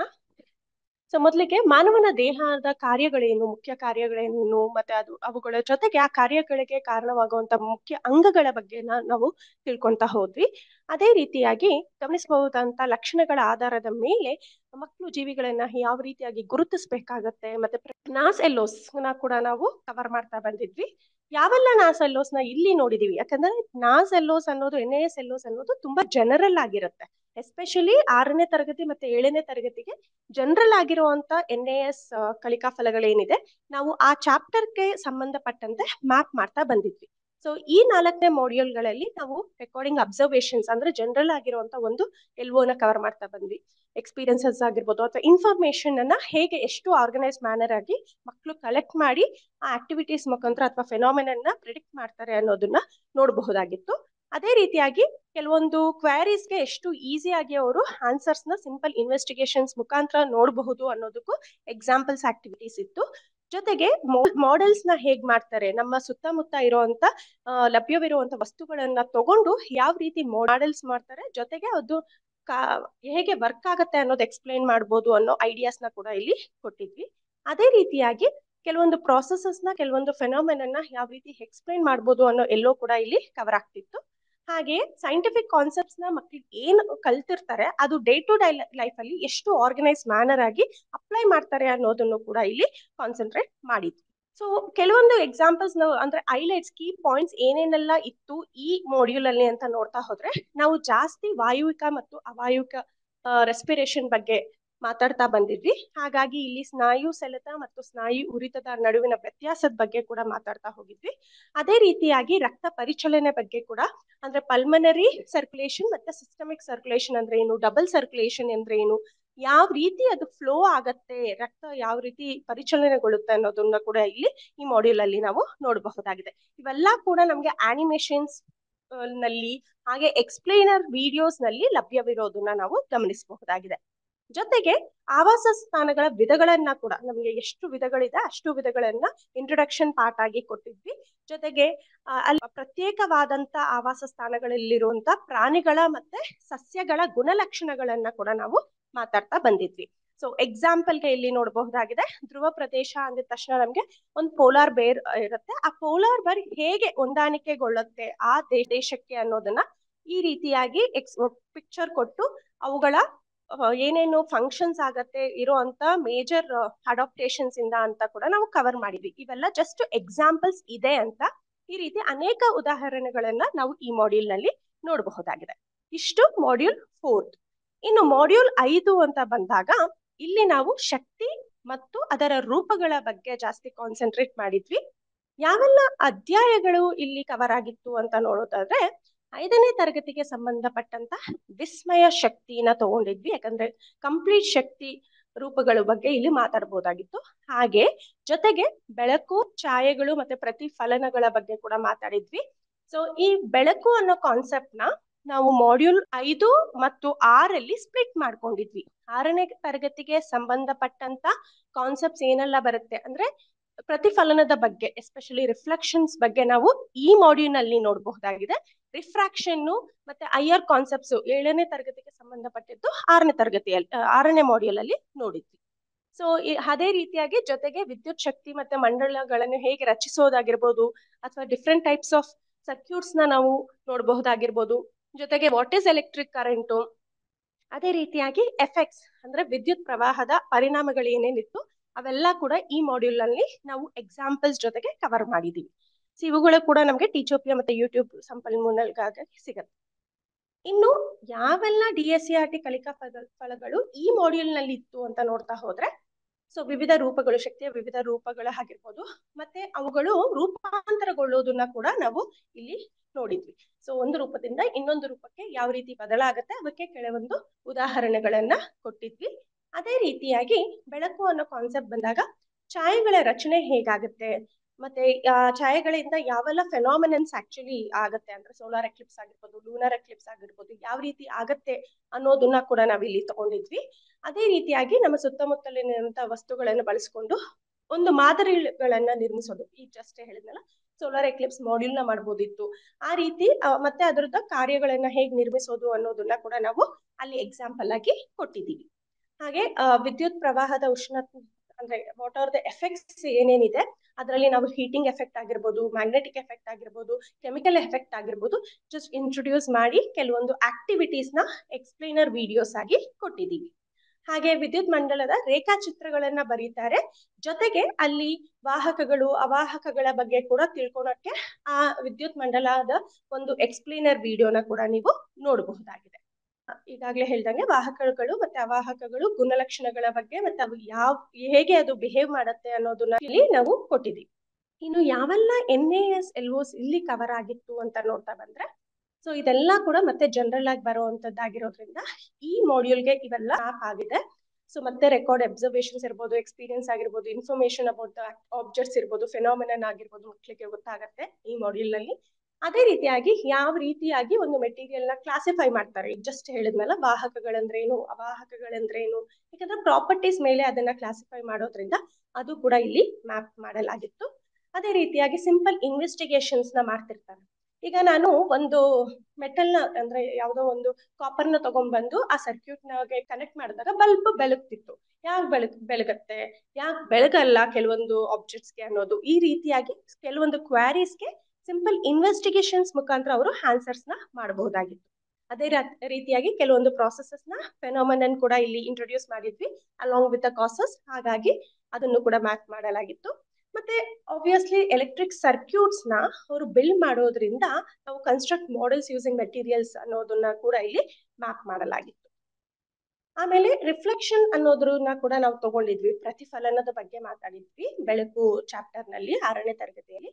ಅಲ್ಲಿ ಸ್ವಲ್ಪ ಈ ಲಾಸ್ ಆಫ್ ರಿಫ್ಲೆಕ್ಷನ್ ಏನಿತ್ತು ಅದ್ರ ಬಗ್ಗೆ ಕೂಡ ತುಂಬಾ ಕಾನ್ಸಂಟ್ರೇಟ್ ಮಾಡಿ, ಹಾಗಾಗಿ measures angle of incidence and reflection ಬಗ್ಗೆ ಕೂಡ ಸ್ವಲ್ಪ ಒತ್ತು ಕೊಟ್ಟಿದ್ವಿ. ಹಾಗಾಗಿ ಇದು ಕೂಡ ಇಲ್ಲಿ ಕವರ್ ಆಗಿದೆ. So obviously learning scientific concepts ಅಂದ್ರೆ ವೈಜ್ಞಾನಿಕ ಪರಿಕಲ್ಪನೆಗಳು ಅವರು ಪ್ರತಿದಿನ ಅವರ ಜೀವನದಲ್ಲಿ ಹೇಗೆ ಅಳವಡಿಕೆ ಅಥವಾ ಅನ್ವಯ ಮಾಡಿಕೊಳ್ತಾರೆ ಅನ್ನೋದು ಪ್ರತಿಯೊಂದು ಮಾಡ್ಯೂಲ್ ನಲ್ಲಿ ನಾವು ಕವರ್ ಮಾಡೋದಕ್ಕೆ ಪ್ರಯತ್ನ ಪಟ್ಟಿದ್ದೀವಿ. ಇನ್ನು ಉದಾಹರಣೆಗಳು ನಾನು ಈಗಾಗಲೇ ಹೇಳಿದಾಗೆ, ಸೊ ಕೆಲವೊಂದು ಆಕ್ಟಿವಿಟೀಸ್ ನ based on the reflection of light ಬಗ್ಗೆ ಮೇಲೆ ಹೆಲ್ಪ್ ಮಾಡ್ತಾ ಹೋಗಿದ್ವಿ. ಅದರಲ್ಲಿ ಒಂದು ಬಂದು ಫೇಸಸ್ ಆಫ್ ಮೂನ್ ಅಥವಾ ಚಂದ್ರನ ಬಿಂಬಾವಸ್ಥೆ ಬಗ್ಗೆ. ಇದು ಎಕ್ಸ್ಪ್ಲೇನರ್ ವಿಡಿಯೋ ಆಗಿ ಕೂಡ ನಾವು ಎಕ್ಸ್ಪ್ಲೇನ್ ಮಾಡಿದೀವಿ. ಸೊ ಇದು ಕೂಡ ಲಭ್ಯವಿದೆ. ಅದರ ಜೊತೆಗೆ ಸೋಲಾರ್ ಮತ್ತೆ ಲೂನರ್ ಎಕ್ಲಿಪ್ಸಸ್ ಯಾವ ರೀತಿಯಾಗಿ ಆಗುತ್ತೆ, ಗ್ರಹಣಗಳು ಯಾವ ರೀತಿಯಾಗಿ ಅಕ್ಕರ್ ಆಗತ್ತೆ ಅನ್ನೋದು ಕೂಡ ಒಂದು ಚಿಕ್ಕ ವಿಡಿಯೋ ಮುಖಾಂತರವಾಗಿ ಕೊಟ್ಟಿದ್ವಿ. ಜೊತೆಗೆ ಬೆಳಕಿನ ಗುಣಲಕ್ಷಣಗಳ ಬಗ್ಗೆ ಕೂಡ ಮಾತಾಡಿದ್ವಿ. ಅದರಲ್ಲಿ ಒಂದು ಗುಣಲಕ್ಷಣ ಇಲ್ಲಿ ನಾವು ನೋಡ್ಬೋದು, ಯಾಕೆ ಬೆಳಕು ಯಾವಾಗ್ಲೂ ಸರಳ ರೇಖೆಯಲ್ಲಿ ಚಲಿಸುತ್ತದೆ ಅನ್ನೋದು ಒಂದು ಆಕ್ಟಿವಿಟಿ ಮುಖಾಂತರ ಕೂಡ ತೋರಿಸಿದ್ವಿ. ಇಷ್ಟು ಕೂಡ ನಾವು ಮಾಡ್ಯೂಲ್ 5ರಲ್ಲಿ ನೋಡಬಹುದಾದ. ಇನ್ನು ಮಾಡ್ಯೂಲ್ 6 ಅಂತ ಬಂದಾಗ, ಈಗಾಗಲೇ ನಾನು ಮೊದಲೇ ಹೇಳ್ದಾಗೆ ಬೆಳಕು ಅನ್ನೋದು ನಾನು ಹಿಂದಿನ ಮಾಡ್ಯೂಲ್ 5ರ ಮಾಡ್ಯೂಲ್ ಅಲ್ಲಿ ಕೂಡ ನಾವು ಕವರ್ ಮಾಡಿದ್ವಿ. ಆದ್ರೆ ಅಲ್ಲಿ ರಿಫ್ಲೆಕ್ಷನ್ಗೆ ಸ್ಟಾಪ್ ಆಗಿತ್ತು. ಇಲ್ಲಿ 7ನೇ ತರಗತಿಗೆ ಸಂಬಂಧಪಟ್ಟಂತ ಪರಿಕಲ್ಪನೆಗಳನ್ನ ತಗೊಂಡಿದ್ವಿ. ಅಂದ್ರೆ ರಿಫ್ರಾಕ್ಷನ್ ಆಗಿರ್ಬೋದು, ಇಮೇಜ್ ಫಾರ್ಮೇಶನ್ಸ್ ಆಗಿರ್ಬೋದು, ಇದೆಲ್ಲ ಕೂಡ ಈ ಮಾಡ್ಯೂಲ್ ಅಲ್ಲಿ ನಾವು ನೋಡಬಹುದು. ಜೊತೆಗೆ ಮ್ಯಾಗ್ನೆಟ್ಸ್ ಬಗ್ಗೆ, ಸೊ 6ನೇ ತರಗತಿಯಲ್ಲಿ ಬಂದಂತ ಪರಿಕಲ್ಪನೆ ಆಗಿತ್ತು ಒಂದು ಕಾಂತಗಳೊಂದಿಗೆ ಆಟ, ಅದನ್ನು ಕೂಡ ಕವರ್ ಮಾಡಿದೀವಿ. ಜೊತೆಗೆ ಸಸ್ಯಗಳಲ್ಲಿ ಸಂತಾನೋತ್ಪತ್ತಿ ಬಗ್ಗೆ ಕೂಡ ಮಾತಾಡಿದೀವಿ. ಇಲ್ಲಿ types of reproduction in plants ಬಗ್ಗೆನೂ ಮಾತಾಡಿದ್ವಿ. Especially sexual reproduction in plants ಹೇಗಾಗುತ್ತೆ ಅನ್ನೋದು ಒಂದು ಎಕ್ಸ್ಪ್ಲೈನರ್ ವಿಡಿಯೋ ಮಾಡಿ ಅದರಲ್ಲೆಲ್ಲ ಅನಿಮೇಷನ್ಸ್ ಮಾಡಿ ಕೂಡ ನಾವು ನೀಡಲಾಗಿದೆ. ಅಲ್ಲಿ ಕೂಡ ನಾವು ನೋಡಬಹುದು. ಇನ್ನು ಇದ್ರಲ್ಲಿ ಯಾವೆಲ್ಲ DSCRT ಕಲಿಕಾ ಫಲಗಳನ್ನ ನೀವು ನೋಡ್ಬೋದು ಅಂತ ನೋಡಿದ್ರೆ, ಮತ್ತೆ ಇಲ್ಲಿ ಪ್ರಶ್ನೆಗಳಿಗೆ ಉತ್ತರಗಳನ್ನ ಹುಡುಕಕ್ಕೆ ಈಸಿ ಆಗುವಂತ ಕೆಲವೊಂದು ತನಿಖೆಗಳನ್ನ ಮಾಡ್ತಾ ಹೋಗ್ತಾರೆ. ಸೊ ಹಾಗಾಗಿ ಅದನ್ನು ಇಲ್ಲಿ, ಯಾಕಂದ್ರೆ ಯಾವಾಗ್ಲೂ ಕೂಡ ಒಂದು ಮ್ಯಾಗ್ನೆಟ್ ನ ನಾವು ತೂಗು ಬಿಟ್ಟಾಗ ಯಾಕೆ ಒಂದೇ ಡೈರೆಕ್ಷನ್ಗೆ, ನಾರ್ತ್ ಡೈರೆಕ್ಷನ್ಗೆ ಅದು ವಿಶ್ರಾಂತ ಪಡೆಯುತ್ತೆ ಅನ್ನೋದು ಒಂದು ಆಕ್ಟಿವಿಟಿನ ಮಾಡಿಸಿದ್ವಿ. ಸೊ ಹಾಗಾಗಿ ಇದು ಒಂದು ಇನ್ವೆಸ್ಟಿಗೇಷನ್ ಆಗಿ ಇರೋದ್ರಿಂದ ಆ ಕಲಿಕಾ ಫಲನ ಇಲ್ಲಿ ಮ್ಯಾಪ್ ಮಾಡಲಾಗಿತ್ತು. ಜೊತೆಗೆ ಸೈಂಟಿಫಿಕ್ ಕಾನ್ಸೆಪ್ಟ್ಸ್ ನ ಅವರು ಡೇ ಟು ಡೇ ಲೈಫ್ ಅಲ್ಲಿ ಅಪ್ಲೈ ಮಾಡ್ತಿದ್ರು. ಲೈಕ್ ಈಗ ಬೆಳಕು ಅಂತ ಬಂದಾಗ ಈ ರಿಫ್ರಾಕ್ಷನ್ ಅನ್ನೋ ಕಾನ್ಸೆಪ್ಟ್ಸ್ ನ ಎವ್ರಿ ಡೇ ಲೈಫ್ ಅಲ್ಲಿ ಯಾವ ರೀತಿ ನಾವು ಅಪ್ಲೈ ಮಾಡ್ಬೋದು ಅಥವಾ ಮಕ್ಕಳು ಅಪ್ಲೈ ಮಾಡ್ಬೋದು ಅನ್ನೋದು ಇಲ್ಲಿ ಮ್ಯಾಪ್ ಮಾಡಲಾಗಿತ್ತು. ಜೊತೆಗೆ ಸೆಕ್ಷುವಲ್ ರಿಪ್ರೊಡಕ್ಷನ್ ಅಂಡ್ ಪ್ಲಾಂಟ್ಸ್ ಬಗ್ಗೆ ಜಾಸ್ತಿ ಮಾತಾಡಿದ ಕಾರಣ, ಸೊ ಹೂವಿನ ಭಾಗಗಳನ್ನ ಗುರುತಿಸೋದಾಗಿರ್ಬೋದು ಅಥವಾ ಆ ಭಾಗಗಳ ಕಾರ್ಯನಿರ್ವಹಣೆ ಅಂದ್ರೆ ಯಾವ ಫಂಕ್ಷನ್ಸ್ ಇರುತ್ತೆ ಅನ್ನೋದು ತುಂಬಾ ಹೈಲೈಟ್ ಮಾಡಿದ್ವಿ. ಅದೇ ರೀತಿಯಾಗಿ ವೆಜಿಟೇಟಿವ್ ಪ್ರಾಪಗೇಷನ್ಸ್ ಯಾವ ರೀತಿ ಆಗತ್ತೆ, ಯಾವೆಲ್ಲ ಪಾರ್ಟ್ಸ್ ನ ನಾವು ವೆಜಿಟೇಟಿವ್ ಪಾರ್ಟ್ಸ್ ಅಂತ ಕರಿತೀವಿ, ಅದಕ್ಕೆ ಕೆಲವೊಂದು ಉದಾಹರಣೆಗಳನ್ನ ಕೂಡ ಇಲ್ಲಿ ಕೊಡಲಾಗಿತ್ತು. ಇನ್ನು ಪರಾಗಸ್ಪರ್ಶ ಕ್ರಿಯೆಯ ಬಗ್ಗೆ, ಪಾಲಿನೇಷನ್ ಬಗ್ಗೆ ಮಾತಾಡಲಾಗಿತ್ತು. ಹಾಗೆ ಫರ್ಟಿಲೈಸೇಷನ್ ಬಗ್ಗೆ ಇತ್ತು. ಅಂದ್ರೆ ಕಂಪ್ಲೀಟ್ ಒಂದು ರಿಪ್ರೊಡಕ್ಷನ್ ಪ್ರಾಸೆಸ್ ಏನಿದೆ ಅದು ಕಂಪ್ಲೀಟ್ ಆಗಿ ಇಲ್ಲಿ ನಾವು ಆ ಕಲಿಕಾ ಫಲಕಕ್ಕೆ ಸಂಬಂಧಪಟ್ಟಿದ್ದನ್ನ ಕವರ್ ಮಾಡಲಾಗಿತ್ತು. ಜೊತೆಗೆ ಕೆಲವೊಂದು ವೈಶಿಷ್ಟ್ಯತೆಗಳ ಆಧಾರದ ಮೇಲೆ ಸೊ ಮಕ್ಕಳು ಹೇಗೆ ವರ್ಗೀಕರಿಸೋದಾಗಿರ್ಬೋದು, ಆಬ್ಜೆಕ್ಟ್ಸ್ಗಳನ್ನ ಅಥವಾ ಗುರುತಿಸೋದಾಗಿರ್ಬೋದು, ಯಾವ ರೀತಿ ಮಾಡ್ತಾರೆ ಅನ್ನೋದನ್ನ ಕೂಡ ನಾವು examples, especially application level examples ನ ಕೊಟ್ಟು ಇಲ್ಲಿ ತಗೊಂಡಿದ್ದಿದ್ರ ಕಾರಣ ಅದನ್ನು ಕೂಡ ನಾವು ಇಲ್ಲಿ ಮ್ಯಾಪ್ ಮಾಡಲಾಗಿತ್ತು. ಹಾಗೆ ಕೆಲವೊಂದು ಮಾದರಿಗಳನ್ನ ಇಲ್ಲಿ ನಿರ್ಮಿಸಬೇಕಾಗತ್ತೆ, ಹಾಗೆ ವಿವರಿಸ್ತಿದ್ರು ಕೂಡ. ಹಾಗಾಗಿ ಅದು ಕೂಡ ಇಲ್ಲಿ ನಾವು ನೋಡಬಹುದು. ಹಾಗೆ ಆಬ್ವಿಯಸ್ಲಿ ಎಲ್ಲಾ ವೈಜ್ಞಾನಿಕ ಸಂಶೋಧನೆ ಕಥೆಗಳನ್ನ ಚರ್ಚಿಸ್ತಾರೆ. ಯಾಕಂದ್ರೆ ಈಗ ಮ್ಯಾಗ್ನೆಟ್ ಅಂದಿದ ತಕ್ಷಣ ಅದ್ರಲ್ಲಿ ಡಿಸ್ಕವರಿ ಹೇಗಾಯ್ತು, ಬಲ್ಬ್ ಬಂದಿದ ತಕ್ಷಣ ಕೆಲವೊಂದು ಡಿಸ್ಕವರೀಸ್ ಹೇಗಾಯ್ತು ಅನ್ನೋ ಚಿಕ್ಕ ಚಿಕ್ಕ ಸ್ಟೋರೀಸ್ ಕೂಡ ಇತ್ತು ಇಲ್ಲಿ. ಹಾಗಾಗಿ ಇದು ಕೂಡ ಇಲ್ಲಿ ಮ್ಯಾಪ್ ಮಾಡಲಾಗಿದೆ. ಇನ್ನು NASLOS ಅಂತ ಬಂದಾಗ ಆಬ್ವಿಯಸ್ಲಿ ಅವರು ಮಾಡೆಲ್ಸ್ ನ ಕ್ರಿಯೇಟ್ ಮಾಡ್ತಿದ್ರು, ಕೆಲವೊಂದು ಎಕ್ಸ್ಪೆರಿಮೆಂಟ್ಸ್ ನೆಲ್ಲ ಪ್ರೂವ್ ಮಾಡೋದಕ್ಕಾಗಿ. ಹಾಗಾಗಿ ಆ NASLO ಕೂಡ ಇಲ್ಲಿ ಕವರ್ ಆಗಿದೆ. ಹಾಗೆ ಕ್ವಾರೀಸ್, ತುಂಬಾನೇ ಕ್ವಾರೀಸ್, ಯಾಕೆ, ಏನು ಅನ್ನೋದು ಪ್ರಶ್ನೆಗಳು ಜಾಸ್ತಿ ಉತ್ಪತ್ತಿಯಾಗಿ ಅದಕ್ಕೆ ಅವಲೋಕನ ಮಾಡ್ಕೊಂಡು ಉತ್ತರಗಳ ಕೊಡ್ಬೇಕಾಗತ್ತೆ. ಹಾಗಾಗಿ ಅದು ಕೂಡ ಇಲ್ಲಿ ಕವರ್ ಆಗಿತ್ತು. ಮತ್ತೆ ಕೆಲವೊಂದು ಫೆನಾಮಿನನ್ಸ್ ಜಾಸ್ತಿನೇ ಆಗ್ತಿತ್ತು, ರಿಫ್ಲೆಕ್ಷನ್ ಗೆ ಸಂಬಂಧಪಟ್ಟಿದ್ದಲ್ಲ. ಸೊ ಮತ್ತೆ ರಿಫ್ರಾಕ್ಷನ್ ಗೆ ಸಂಬಂಧಪಟ್ಟಿದ್ದು, ಮ್ಯಾಗ್ನೆಟಿಸಮ್ಗೆ ಸಂಬಂಧಪಟ್ಟಿದ್ದು ಫೆನಾಮಿನನ್ ಬಗ್ಗೆ ಕೂಡ ಇಲ್ಲಿ ಮಾತಾಡಿದ ಕಾರಣ ಅದು ಕೂಡ ಇಲ್ಲಿ ಕವರ್ ಆಗಿದೆ.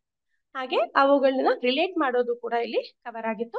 ಜೊತೆಗೆ ಮತ್ತೆ ಒಂದ್ ಸ್ವಲ್ಪ ರೀಕಾಲ್ ಮಾಡಿದ ಕಾರಣ ರಿಫ್ಲೆಕ್ಷನ್ ಬಗ್ಗೆ ಆ NASLO ನ ಕೂಡ ಇಲ್ಲಿ ಮತ್ತೆ ನಾವು ಮ್ಯಾಪ್ ಮಾಡಿದೀವಿ. ಸೊ ಇಷ್ಟು ಕೂಡ ನಾವು 6 ಮಾಡ್ಯೂಲ್ಗಳಲ್ಲಿ ಯಾವೆಲ್ಲ ಪರಿಕಲ್ಪನೆಗಳನ್ನ ನಾವು ತಗೊಂಡಿದ್ವಿ, ಯಾವೆಲ್ಲ DSCRT LOS ಮತ್ತೆ NASLOS ನ ಕಾನ್ಸಂಟ್ರೇಟ್ ಮಾಡಿದ್ವಿ ಅಂತ ರೀಕಾಲ್ ಮಾಡಿದ್ದು. ಯಾಕೆ ಅಂದ್ರೆ ಯಾವ್ದಾದ್ರು ಒಂದ್ ವೆಬಿನಾರ್, 6 ವೆಬಿನಾರ್ಗಳಲ್ಲಿ ಟೀಚರ್ಸ್ ಯಾವ್ದಾದ್ರು ವೆಬಿನಾರ್ ಮಿಸ್ ಮಾಡಿದ್ರೆ ಆ ಪರ್ಟಿಕ್ಯುಲರ್ ಮಾಡ್ಯೂಲ್ಗೆ ಹೋಗಿ ನಿಮ್ಗೆ ಯಾವ್ದು ಎಕ್ಸ್ಪ್ಲೇನರ್ ವಿಡಿಯೋ ಆಗಿರ್ಬೋದು ಅಥವಾ ಯಾವ್ದೇ ಡಾಕ್ಯುಮೆಂಟ್ ಬೇಕಾಗಿರ್ಬೋದು ಹೋಗಿ ಅಲ್ಲಿ ರೆಫರ್ ಮಾಡಿ ತಗೋಬಹುದು. ಈ ವೆಬಿನಾರ್ ವಿಡಿಯೋ ಲಿಂಕ್ಸ್ ನ ಕೂಡ ನಾವು ಶೇರ್ ಮಾಡ್ತೀವಿ. ಅದನ್ನ ಹೇಳೋದಕ್ಕಾಗಿ ಒಂದು ಚಿಕ್ಕ ರೀಕಾಲ್ ನ ಇಲ್ಲಿ ಮಾಡಲಾಗಿತ್ತು. ಸೊ ಆ ಮಾಡ್ಯೂಲ್ ಅಲ್ಲಿ ಏನೆಲ್ಲ ಆಕ್ಟಿವಿಟೀಸ್ ಇತ್ತು ಅಂತಾನು ನೋಡೋದಾದ್ರೆ ಡಿಮ್ಯಾಗ್ನೆಟೈಸೇಷನ್, ಮ್ಯಾಗ್ನೆಟೈಸೇಷನ್ ಬಗ್ಗೆ ಮಾತಾಡಿದ್ವಿ. ಜೊತೆಗೆ ರಿಫ್ರಾಕ್ಷನ್ ಗೆ ಸಂಬಂಧಪಟ್ಟಂತ ತುಂಬಾನೇ 4-5 ಎಕ್ಸ್ಪ್ಲೇನರ್ ವಿಡಿಯೋಸ್ ಆಕ್ಟಿವಿಟೀಸ್ ಜೊತೆಗೆ ಇದೆ ಅಲ್ಲಿ, ಅದನ್ನು ನಾವು ನೋಡಬಹುದು.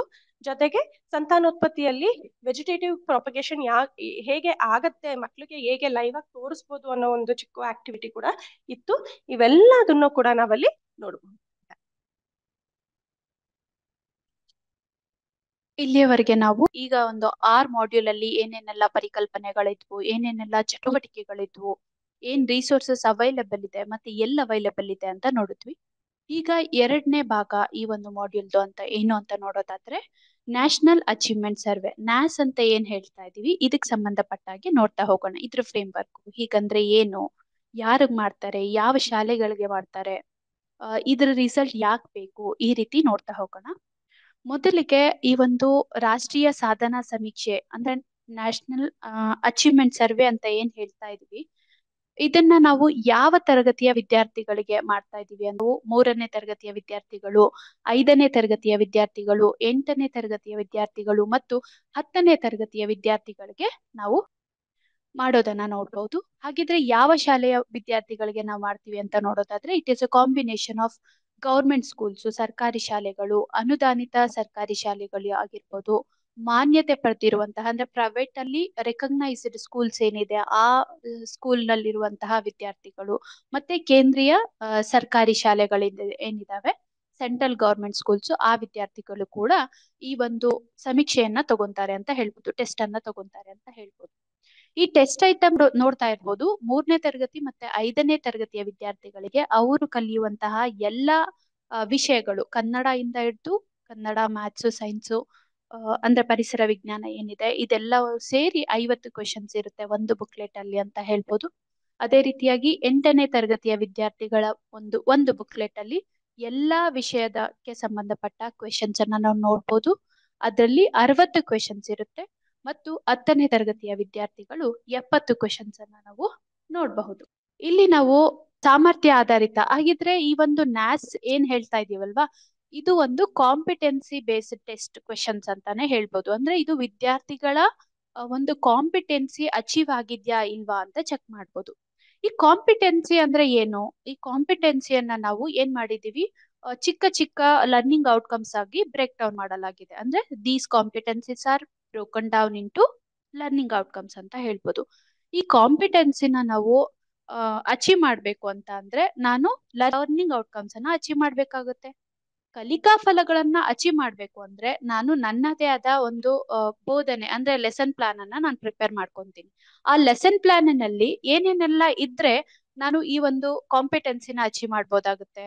ಕಂಟೆಂಟ್ ಮಾತ್ರ ಹೇಳ್ಕೊಟ್ರೆ ಆಯ್ತಾ? ಇಲ್ಲ. ಪೆಡಾಗಜಿ ಅಂದ್ರೆ ನಾನು ಅದನ್ನ ಆ ಕಂಟೆಂಟ್ ಅನ್ನ ಯಾವ ರೀತಿಯಾಗಿ ಬೋಧನೆ ಮಾಡ್ತೀನಿ ಅನ್ನೋದಿದ್ರೆ ಸಾಕಾ? ಇಲ್ಲ. ಆ ಬೋಧನೆ ಮಾಡದ್ಮೇಲೆ ಮಕ್ಳಿಗೆ ಅರ್ಥ ಆಗ್ತಿದ್ಯಾ ಇಲ್ವಾ, ನಾನ್ ಮಾಡ್ತಿರೋದು ಮಕ್ಕಳಲ್ಲಿರುವಂತಹ ಒಂದು ಕಲಿಕಾ ಫಲವನ್ನ ಅಚೀವ್ ಮಾಡ್ಬೇಕು ಅಂತ. ಆ ಕಲಿಕಾ ಫಲ ಅಚೀವ್ ಆಗ್ತಿದ್ಯಾ ಇಲ್ವಾ ಅನ್ನೋದಕ್ಕೆ ನಾನು ಡ್ಯೂರಿಂಗ್ ದ ಕ್ಲಾಸ್ ಏನ್ ಮಾಡ್ಬೇಕಾಗುತ್ತೆ, ಅಸೆಸ್ಮೆಂಟ್ ಮಾಡ್ತಾ ಹೋಗ್ಬೇಕಾಗುತ್ತೆ. ಅಸೆಸ್ ಮಾಡಿದಾಗ ಮಾತ್ರ ಮಕ್ಕಳು ಕಲಿತಾ ಇದ್ದಾರಾ ಇಲ್ವಾ, ಅವ್ರಿಗೆ ಇನ್ನೂ ಹೆಲ್ಪ್ ಬೇಕಾಗಿದ್ಯಾ, ಬೇರೆ ರೀತಿ ನಾನು ಬೋಧನೆ ಮಾಡ್ಬೇಕಾಗುತ್ತಾ, ಇದೆಲ್ಲದ್ರ ಮಾಹಿತಿಯನ್ನ ನಮ್ಗೆ ಸಿಗುತ್ತೆ. ಆದ್ದರಿಂದ ಕಂಟೆಂಟ್ ಪರಿಕಲ್ಪನೆ ಏನಿದೆ, ಕಂಟೆಂಟ್ ಸಂಪನ್ಮೂಲ ಮತ್ತೆ ಬೋಧನೆ ಮಾಡುವ ರೀತಿ, ಅದ್ರ ಜೊತೆಗೆ ಅದನ್ನ ಅಸೆಸ್ ಮಾಡಿ, ಈ ಮೂರು ಇದ್ದಾಗ ಮಾತ್ರ ಆ ಒಂದು ಕಾಂಪಿಟೆನ್ಸಿ ಬೇಸ್ಡ್ ಟೆಸ್ಟ್ ಐಟಮ್ಸ್ ಏನ್ ಟೆಸ್ಟ್ ಕ್ವೆಶನ್ಸ್ ಕೊಡ್ತಾ ಇದ್ದಾರೆ ನ್ಯಾಸ್ ಅವರು, ಅದನ್ನ ಅಚೀವ್ ಮಾಡೋದಕ್ಕೆ ಸಾಧ್ಯ ಆಗುತ್ತೆ. ಈ ಒಂದು ಕಾಂಪಿಟೆನ್ಸಿನ ನಾವು ಅಚೀವ್ ಮಾಡ್ಬೇಕು ಅಂತ ಅಂದ್ರೆ over A period of time ತಗೊಳುತ್ತೆ ಅಂತ ಹೇಳ್ಬೋದು. ಈಗ ಇಲ್ಲಿ ಒಂದು ಕ್ವೆಶನ್ ಇದೆ, ಅಂದ್ರೆ ಈ ಒಂದು ನ್ಯಾಸ್ ಸಮೀಕ್ಷೆ ಏನ್ ಹೇಳ್ತಾ ಇದೀವಿ ನಾನು, ನ್ಯಾಷನಲ್ ಅಚೀವ್ಮೆಂಟ್ ಸರ್ವೆ ಅಂತ, ಈ ಸರ್ವೆಯ ಫಲಿತಾಂಶ ನಮ್ಗೆ ಏನ್ಗೆ ಸಹಕಾರಿಯಾಗಿದೆ? ಕ್ವೆಶನ್ ಏನಿದೆ ಅಂದ್ರೆ ಶಿಕ್ಷಣ ನೀತಿಯಲ್ಲಿ ಬದಲಾವಣೆ ತರೋದಿಕ್ಕ, ಅದರಲ್ಲಿ ಇಂಪ್ರೂವ್ಮೆಂಟ್ ಮಾಡೋದಿಕ್ಕೆ ಅಂತ ಇದೆ. ಆಪ್ಷನ್ ಬಿ ಬಂದು ವಿದ್ಯಾರ್ಥಿಗಳ ಕಲಿಕೆಯ ಮಟ್ಟವನ್ನ ಸುಧಾರಿಸೋದಿಕ್ಕೆ ಮತ್ತು ಗುಣಾತ್ಮಕ ಸುಧಾರಣೆಗಳನ್ನ ತರಲು ರಾಷ್ಟ್ರ ಮಟ್ಟದಲ್ಲಿ, ರಾಜ್ಯ ಮಟ್ಟದಲ್ಲಿ, ಜಿಲ್ಲಾ ಮಟ್ಟದಲ್ಲಿ, ತರಗತಿಯ ಮಟ್ಟದಲ್ಲಿ ಯೋಜನೆ ಮತ್ತು ಅನುಷ್ಠಾನಗೊಳಿಸೋದಿಕ್ಕೆ ಈ ಒಂದು ನ್ಯಾಸ್ ಫಲಿತಾಂಶ ಸಹಕಾರಿಯಾಗಿದೆ ಅಂತ ಇದೆ. ಆಪ್ಷನ್ ಸಿ ಬಂದು ಶಿಕ್ಷಣ ನೀತಿಯಲ್ಲೂ ಬದಲಾವಣೆ ತರೋದು, ಅದ್ರ ಜೊತೆಗೆ ಈ ರಾಜ್ಯ, ರಾಷ್ಟ್ರೀಯ, ಜಿಲ್ಲಾ ಮತ್ತು ತರಗತಿ ಮಟ್ಟದಲ್ಲಿ ವಿದ್ಯಾರ್ಥಿಗಳ ಕಲಿಕೆಯ ಮಟ್ಟವನ್ನ ಸುಧಾರಿಸೋದಿಕ್ಕೆ ಮತ್ತೆ ಗುಣಾತ್ಮಕ ಸುಧಾರಣೆಗಳನ್ನ ತರೋದಿಕ್ಕೆ ಅಂತ ಇದೆ. ನಾವ್ ಏನೇ ಒಂದು ಸಮೀಕ್ಷೆ ಮಾಡ್ತಾ ಇದೀವಿ ಇಲ್ಲಿ ಕಾಂಪಿಟೆನ್ಸಿ ಬೇಸ್ಡ್ ಅಂದ್ರೆ ಅಚೀವ್ಮೆಂಟ್ ಟೆಸ್ಟ್ ಏನಿದೆ, ಇಲ್ಲಿ ಕಾಂಪಿಟೆನ್ಸಿ ಅಚೀವ್ ಆಗಿದ್ಯಾ ಇಲ್ವಾ ಅಂತ ತಿಳ್ಕೊಬೇಕು ಅಂದ್ರೆ ನಾವೇನ್ ಮಾಡ್ಬೇಕಾಗುತ್ತೆ, ತಿಳ್ಕೊಂಡ್ಮೇಲೆ ಅದರ ಫಲಿತಾಂಶದ ಆಧಾರದ ಮೇಲೆ ನಾವು ಈ ಎಜುಕೇಶನ್ ಪಾಲಿಸಿಯಲ್ಲಿ ಚೇಂಜಸ್ ತರಬೇಕಾಗುತ್ತೆ. ಅದೇ ರೀತಿಯಾಗಿ ವಿದ್ಯಾರ್ಥಿಗಳ ಕಲಿಕಾ ಮಟ್ಟ ಸುಧಾರಣೆ ಮಾಡೋದಕ್ಕೂ ಕೂಡ ಏನೇ ಪ್ಲಾನ್ ಮಾಡಿದ್ರು ಕೂಡ ಅದನ್ನ ಇಂಪ್ಲಿಮೆಂಟ್ ಮಾಡೋದಕ್ಕೆ ನಮ್ಗೆ ಇದು ಸಹಕಾರಿಯಾಗಿದೆ ಅಂತ ಹೇಳ್ಬಹುದು. ಇಲ್ಲಿ ನಾವು ನೋಡ್ತಾ ಇರ್ಬೋದು ನ್ಯಾಸ್ ಫ್ರೇಮ್ ವರ್ಕ್ ಏನಿದೆ ಅಲ್ಲ, ಇದ್ರಲ್ಲಿ ಪರಿಸರ ಅಧ್ಯಾಯ ಅಂದ್ರೆ ಎನ್ವಿರಾನ್ಮೆಂಟಲ್ ಸೈನ್ಸ್ಗೆ ಸಂಬಂಧಪಟ್ಟ ಏನಿದೆ ಥೀಮ್ಗಳನ್ನ ನಾವಿಲ್ಲಿ ನೋಡ್ಬೋದು. ಈ ಪರಿಸರ ಅಧ್ಯಾಯವನ್ನ ಎಂಟೈರ್ ಬುಕ್ ಅನ್ನ ನಾವು ಕೆಲವೊಂದು ಥೀಮ್ಗಳಾಗಿ ಡಿವೈಡ್ ಮಾಡ್ಕೊಳ್ಳಲಾಗಿದೆ, ಬ್ರೇಕ್ ಡೌನ್ ಆಗಿದೆ. ಹೌದು, ಪರಿಸರ ಅಧ್ಯಯನ ಬಂತ ಅಂದಾಗ 6 ಥೀಮ್ಸ್ ಇರುತ್ತೆ. ಯಾವ್ದ್ಯಾವ್ದು ಅಂತ ನೋಡೋದಾದ್ರೆ ಆಹಾರ, ಕುಟುಂಬ ಮತ್ತು ಸಮುದಾಯ ಅಂದ್ರೆ ಫ್ಯಾಮಿಲಿ ಮತ್ತೆ ಫ್ರೆಂಡ್ಸ್ ಅಂತ ಇದೆ, ಆಶ್ರಯ, ಶೆಲ್ಟರು, ವಾಟರು, ಮತ್ತೆ ಟ್ರಾವೆಲ್ ಅನ್ನೋದಿರ್ಬೋದು, ಮತ್ತೆ ನಾವು ತಯಾರಿಸುವ ವಸ್ತುಗಳು ಮತ್ತು ಮಾಡುವ ಕೆಲವು things we make and we do ಅನ್ನೋದು, ಇವೆಲ್ಲವೂ ಕೂಡ ಈ ಒಂದು ಪರಿಸರ ಅಧ್ಯಯನಕ್ಕೆ ಸಂಬಂಧಪಟ್ಟ ಥೀಮ್ಗಳಾಗಿದ್ದಾವೆ. ಈ ಥೀಮ್ಗಳಲ್ಲಿ ಮೇಯ್ನ್ ಆಗಿ ನಾವು ಪರಿಸರ ಅಧ್ಯಯನ ಅಂತ ಬಂದಾಗ ಮಕ್ಕಳಿಂದ ನಾವು ಏನ್ ಎಕ್ಸ್ಪೆಕ್ಟ್ ಮಾಡ್ತೀವಿ ಅಂತ ನೋಡೋದಾದ್ರೆ, ಮೊದಲನೇದಾಗಿ ಸುತ್ತಮುತ್ತಲಿನ ಪರಿಸರಕ್ಕೆ ಅವರು ದಿನನಿತ್ಯ ಜೀವನದಲ್ಲಿ ಏನ್ ಕಲಿತಾ ಇದ್ದಾರೆ ಅದನ್ನ acquiring the awareness about the immediate surroundings ಏನಿದೆ ಅದು ಅವ್ರಿಗೆ ಎಕ್ಸ್ಪೀರಿಯನ್ಸ್ ಅನ್ನ ಕೊಡುತ್ತೆ. ಏನೇ ಕಲಿತಾ ಇದ್ರು ಅದನ್ನ ತಮ್ಮ ಸುತ್ತಮುತ್ತಲಿನ ಪರಿಸರಕ್ಕೆ ಕನೆಕ್ಟ್ ಮಾಡ್ಬೇಕಾಗುತ್ತೆ. ಅದೇ ರೀತಿಯಾಗಿ ನ್ಯಾಚುರಲ್ ಕ್ಯೂರಿಯಾಸಿಟಿ ಮತ್ತೆ ಕ್ರಿಯೇಟಿವಿಟಿ ಏನಿದೆ ಅದು ಕೂಡ ಯಾವ್ದಕ್ ಕನೆಕ್ಟ್ ಆಗಿರ್ಬೇಕು, ಸುತ್ತಮುತ್ತಲಿನ ವಾತಾವರಣಕ್ಕೆ ಕನೆಕ್ಟ್ ಆಗಿರ್ಬೇಕು. ಇವಾಗ ಯಾವ್ದೋ ಒಂದು ಪ್ಲಾಂಟ್ ಇದೆ ಅಂತ ಅನ್ಕೊಂಡ್ರೆ, ಪ್ಲಾಂಟು ಸಸ್ಯ ಆಹಾರವನ್ನ ತಯಾರು ಮಾಡ್ಕೋತಾ ಇದೆ ಅಂದ್ರೆ ಅವ್ರ ಮನೆ ಹತ್ರ ಇರುವಂತಹ ಪ್ಲಾಂಟ್ ಅನ್ನೇ ತೋರಿಸಿ ಅದು ಹೇಗಿದೆ, ಅದು ಗ್ರೀನ್ ಕಲರ್ ಇದೆ ಅದಕ್ಕೋಸ್ಕರ ತಯಾರಾಗ್ತಿದೆ, ಹಾಗಿದ್ರೆ ಗ್ರೀನ್ ಕಲರ್ ಇದ್ರೆ ಮಾತ್ರ ಆಹಾರ ತಯಾರಾಗುತ್ತೆ. ಇದೆಲ್ಲದಕ್ಕೂ ಕೂಡ ಅವ್ರಿಗೆ ಅಲ್ಲೇ ಇರುವಂತಹ ಎನ್ವಿರಾನ್ಮೆಂಟ್ ಗೆ ಕನೆಕ್ಟ್ ಮಾಡಿ ಆ ಒಂದು ಕ್ಯೂರಿಯಾಸಿಟಿನ ಬಿಲ್ಡ್ ಮಾಡ್ಬೇಕಾಗುತ್ತೆ. ಅದೇ ರೀತಿಯಾಗಿ ಸೈನ್ಸ್ ಪ್ರಾಸೆಸ್ ಸ್ಕಿಲ್ಸ್ ಏನಿದೆ, ಕೌಶಲ್ಯಗಳೇನಿದೆ ಅದು ಡೆವಲಪ್ ಆಗ್ಬೇಕು ಅಂದ್ರೂ ಕೂಡ ಇಮಿಡಿಯೇಟ್ ಸರೌಂಡಿಂಗ್ ಏನಿದೆ ಅವ್ರದ್ದು ಸುತ್ತಮುತ್ತಲಿನ ವಾತಾವರಣಕ್ಕೆ ಅದ್ರ ಮೂಲಕನೇ ನಾವು ಇಂಟ್ರಾಕ್ಟ್ ಮಾಡಿದಾಗ ಮಾತ್ರ ಸಾಧ್ಯ. ನೆಕ್ಸ್ಟ್ ಬಂದು ಸೆನ್ಸಿಟಿವಿಟಿ ಫಾರ್ ದಿ ನ್ಯಾಚುರಲ್ ಇರ್ಬೋದು, ಫಿಸಿಕಲ್ಲು, ಅದೇ ರೀತಿಯಾಗಿ ಮಾನವ ಸಂಪನ್ಮೂಲಗಳೇನಿದಾವೆ ಆ ಎಲ್ಲಾ ಸಂಪನ್ಮೂಲಗಳನ್ನು ಕೂಡ ಏನ್ ಮಾಡ್ಬೇಕಾಗುತ್ತೆ, ಆ ಸೆನ್ಸಿಟಿವಿಟಿ ಟುವರ್ಡ್ಸ್ ದೆಮ್ ಡೆವಲಪ್ ಆಗ್ತಾ ಹೋಗ್ಬೇಕಾಗುತ್ತೆ. ಇವಾಗ ಏನಾದ್ರೂ ಸಮಾನತೆ ಇರ್ಬೋದು, ನ್ಯಾಯ, ಜಸ್ಟಿಸ್ ಇರ್ಬೋದು, ಅದೇ ರೀತಿಗೆ ರೆಸ್ಪೆಕ್ಟ್ ಫಾರ್ ಹ್ಯೂಮನ್ ಡಿಗ್ನಿಟಿ ಮತ್ತೆ ರೈಟ್ಸ್ ಏನಿದೆ ಅಲ್ಲ, ಇದಕ್ಕೆ ಸಂಬಂಧಪಟ್ಟ ಇಶ್ಯೂಸ್ ಇದ್ರೆ ಅದನ್ನ ರೈಸ್ ಮಾಡ್ಬೇಕಾಗಿರೋದು ಕೂಡ ಮಕ್ಕಳಿಂದ ಎಕ್ಸ್ಪೆಕ್ಟ್ ಮಾಡುವಂತಹದ್ದು ಆಗಿದೆ. ಇದನ್ನೆಲ್ಲವೂ ಕೂಡ ನಾವು as per the environmental studies curriculum define ಮಾಡಿರುವಂತಹದ್ದು. ಹಾಗಿದ್ರೆ ಇದು EVS ಆಯ್ತು, ಅಂದ್ರೆ ಪರಿಸರ ಅಧ್ಯಯನ ಆಯ್ತು. ವಿಜ್ಞಾನದಲ್ಲಿ ಏನೇನೆಲ್ಲ ಥೀಮ್ಸ್ ಇದೆ ಅಂತ ನೋಡೋದಾದ್ರೆ, ಆಹಾರ ಪದಾರ್ಥಗಳು, ಜೀವ ಪ್ರಪಂಚ, ವಸ್ತುಗಳು ಹೇಗೆ ಕಾರ್ಯನಿರ್ವಹಿಸುತ್ತವೆ, ಚಲಿಸುವ ವಸ್ತುಗಳು, ಜನರು ಮತ್ತು ಆಲೋಚನೆಗಳು, ನೈಸರ್ಗಿಕ ವಿದ್ಯಮಾನ ಮತ್ತು ನೈಸರ್ಗಿಕ ಸಂಪನ್ಮೂಲಗಳು. ಅಂದ್ರೆ ವಿಜ್ಞಾನದಲ್ಲಿ ಬರುವಂತಹ 6 ಮತ್ತೆ 7ನೇ ತರಗತಿಯಲ್ಲಿ ಬರುವಂತಹ ಎಲ್ಲಾ ಪರಿಕಲ್ಪನೆಗಳನ್ನ ನಾವು 7 ಥೀಮ್ಗಳಾಗಿ ಡಿವೈಡ್ ಮಾಡ್ಕೊಳ್ಳಲಾಗಿದೆ. ಆ ಥೀಮ್ಗಳನ್ನ ನಾವಿಲ್ಲಿ ನೋಡಿದ್ವಿ. ಇಲ್ಲೂ ಕೂಡ as per the science curriculum defined by the NCERT ಮಕ್ಕಳಿಂದ ನಾವ್ ಏನ್ ಎಕ್ಸ್ಪೆಕ್ಟ್ ಮಾಡ್ತಾ ಇದೀವಿ ಅಂತ ನೋಡೋದಾದ್ರೆ, ವೈಜ್ಞಾನಿಕ ಮನೋಭಾವ ಮತ್ತೆ ವೈಜ್ಞಾನಿಕ ಚಿಂತನೆ, ಅಂದ್ರೆ ಮಕ್ಕಳಲ್ಲಿ ಸೈಂಟಿಫಿಕ್ ಟೆಂಪರ್ ಮತ್ತೆ ಸೈಂಟಿಫಿಕ್ ಥಿಂಕಿಂಗ್ ಏನಿದೆ ಅದು ಡೆವಲಪ್ ಆಗ್ಬೇಕು ಅನ್ನೋದು, ಮಕ್ಕಳಿಗೆ ಆ ಸೈಂಟಿಫಿಕ್ ಪ್ರಾಸೆಸ್ ಸ್ಕಿಲ್ಸ್ ಏನಿದೆ ಅಲ್ಲ ಅದು ಡೆವಲಪ್ ಆಗೋದು ತುಂಬಾನೇ ಮುಖ್ಯ. ಏನೇನೆಲ್ಲ ಸೈಂಟಿಫಿಕ್ ಪ್ರಾಸೆಸ್ ಸ್ಕಿಲ್ಸ್ ಇದಾವೆ, ಅಬ್ಸರ್ವೇಷನ್, ಅಬ್ಸರ್ವ್ ಮಾಡುವಂತ ಸ್ಕಿಲ್ ಇದು ತುಂಬಾನೇ ಇಂಪಾರ್ಟೆಂಟ್. ಇವಾಗ ಯಾವ್ದೋ ಒಂದು ಸೋಲಾರ್ ಓವನ್ ಇದೆ ಅಂತ ಅಂದ್ರೆ ಬ್ಲಾಕ್ ಕಲರ್ ಇದೆ, ಏನ್ ಕಾರಣ ಇರ್ಬೋದು, ಯಾಕೆ ಬ್ಲಾಕ್ ಕಲರ್ ಜಾಸ್ತಿ ಹೀಟ್ ಅನ್ನ ಅಬ್ಸರ್ವ್ ಮಾಡ್ಕೊಳ್ಳುತ್ತೆ, ಉಷ್ಣಾಂಶವನ್ನ ಹೀರ್ಕೊಳ್ಳುತ್ತೆ. ಸೊ ಈ ರೀತಿ ಮಕ್ಕಳಿಗೆ ಫಸ್ಟ್ ಅಬ್ಸರ್ವೇಷನ್ ಸ್ಕಿಲ್ ಇದೆಯಲ್ಲ, ಏನೇ ಒಂದು ಸುತ್ತಮುತ್ತ ನಡೀತಾ ಇದೆ ಅದನ್ನ ಅಬ್ಸರ್ವ್ ಮಾಡೋದು ತುಂಬಾ ಆ ಸ್ಕಿಲ್ ಡೆವಲಪ್ ಆದಷ್ಟು ಆ ಒಂದು ದಿನನಿತ್ಯ ಜೀವನದಲ್ಲಿ ತಾನು ಕಲ್ತಂತಹ ವೈಜ್ಞಾನಿಕ ಪರಿಕಲ್ಪನೆಗಳನ್ನ ಅನ್ವಯ ಮಾಡ್ಕೊಳ್ಳೋದು ತುಂಬಾನೇ ಸುಲಭ ಆಗುತ್ತೆ.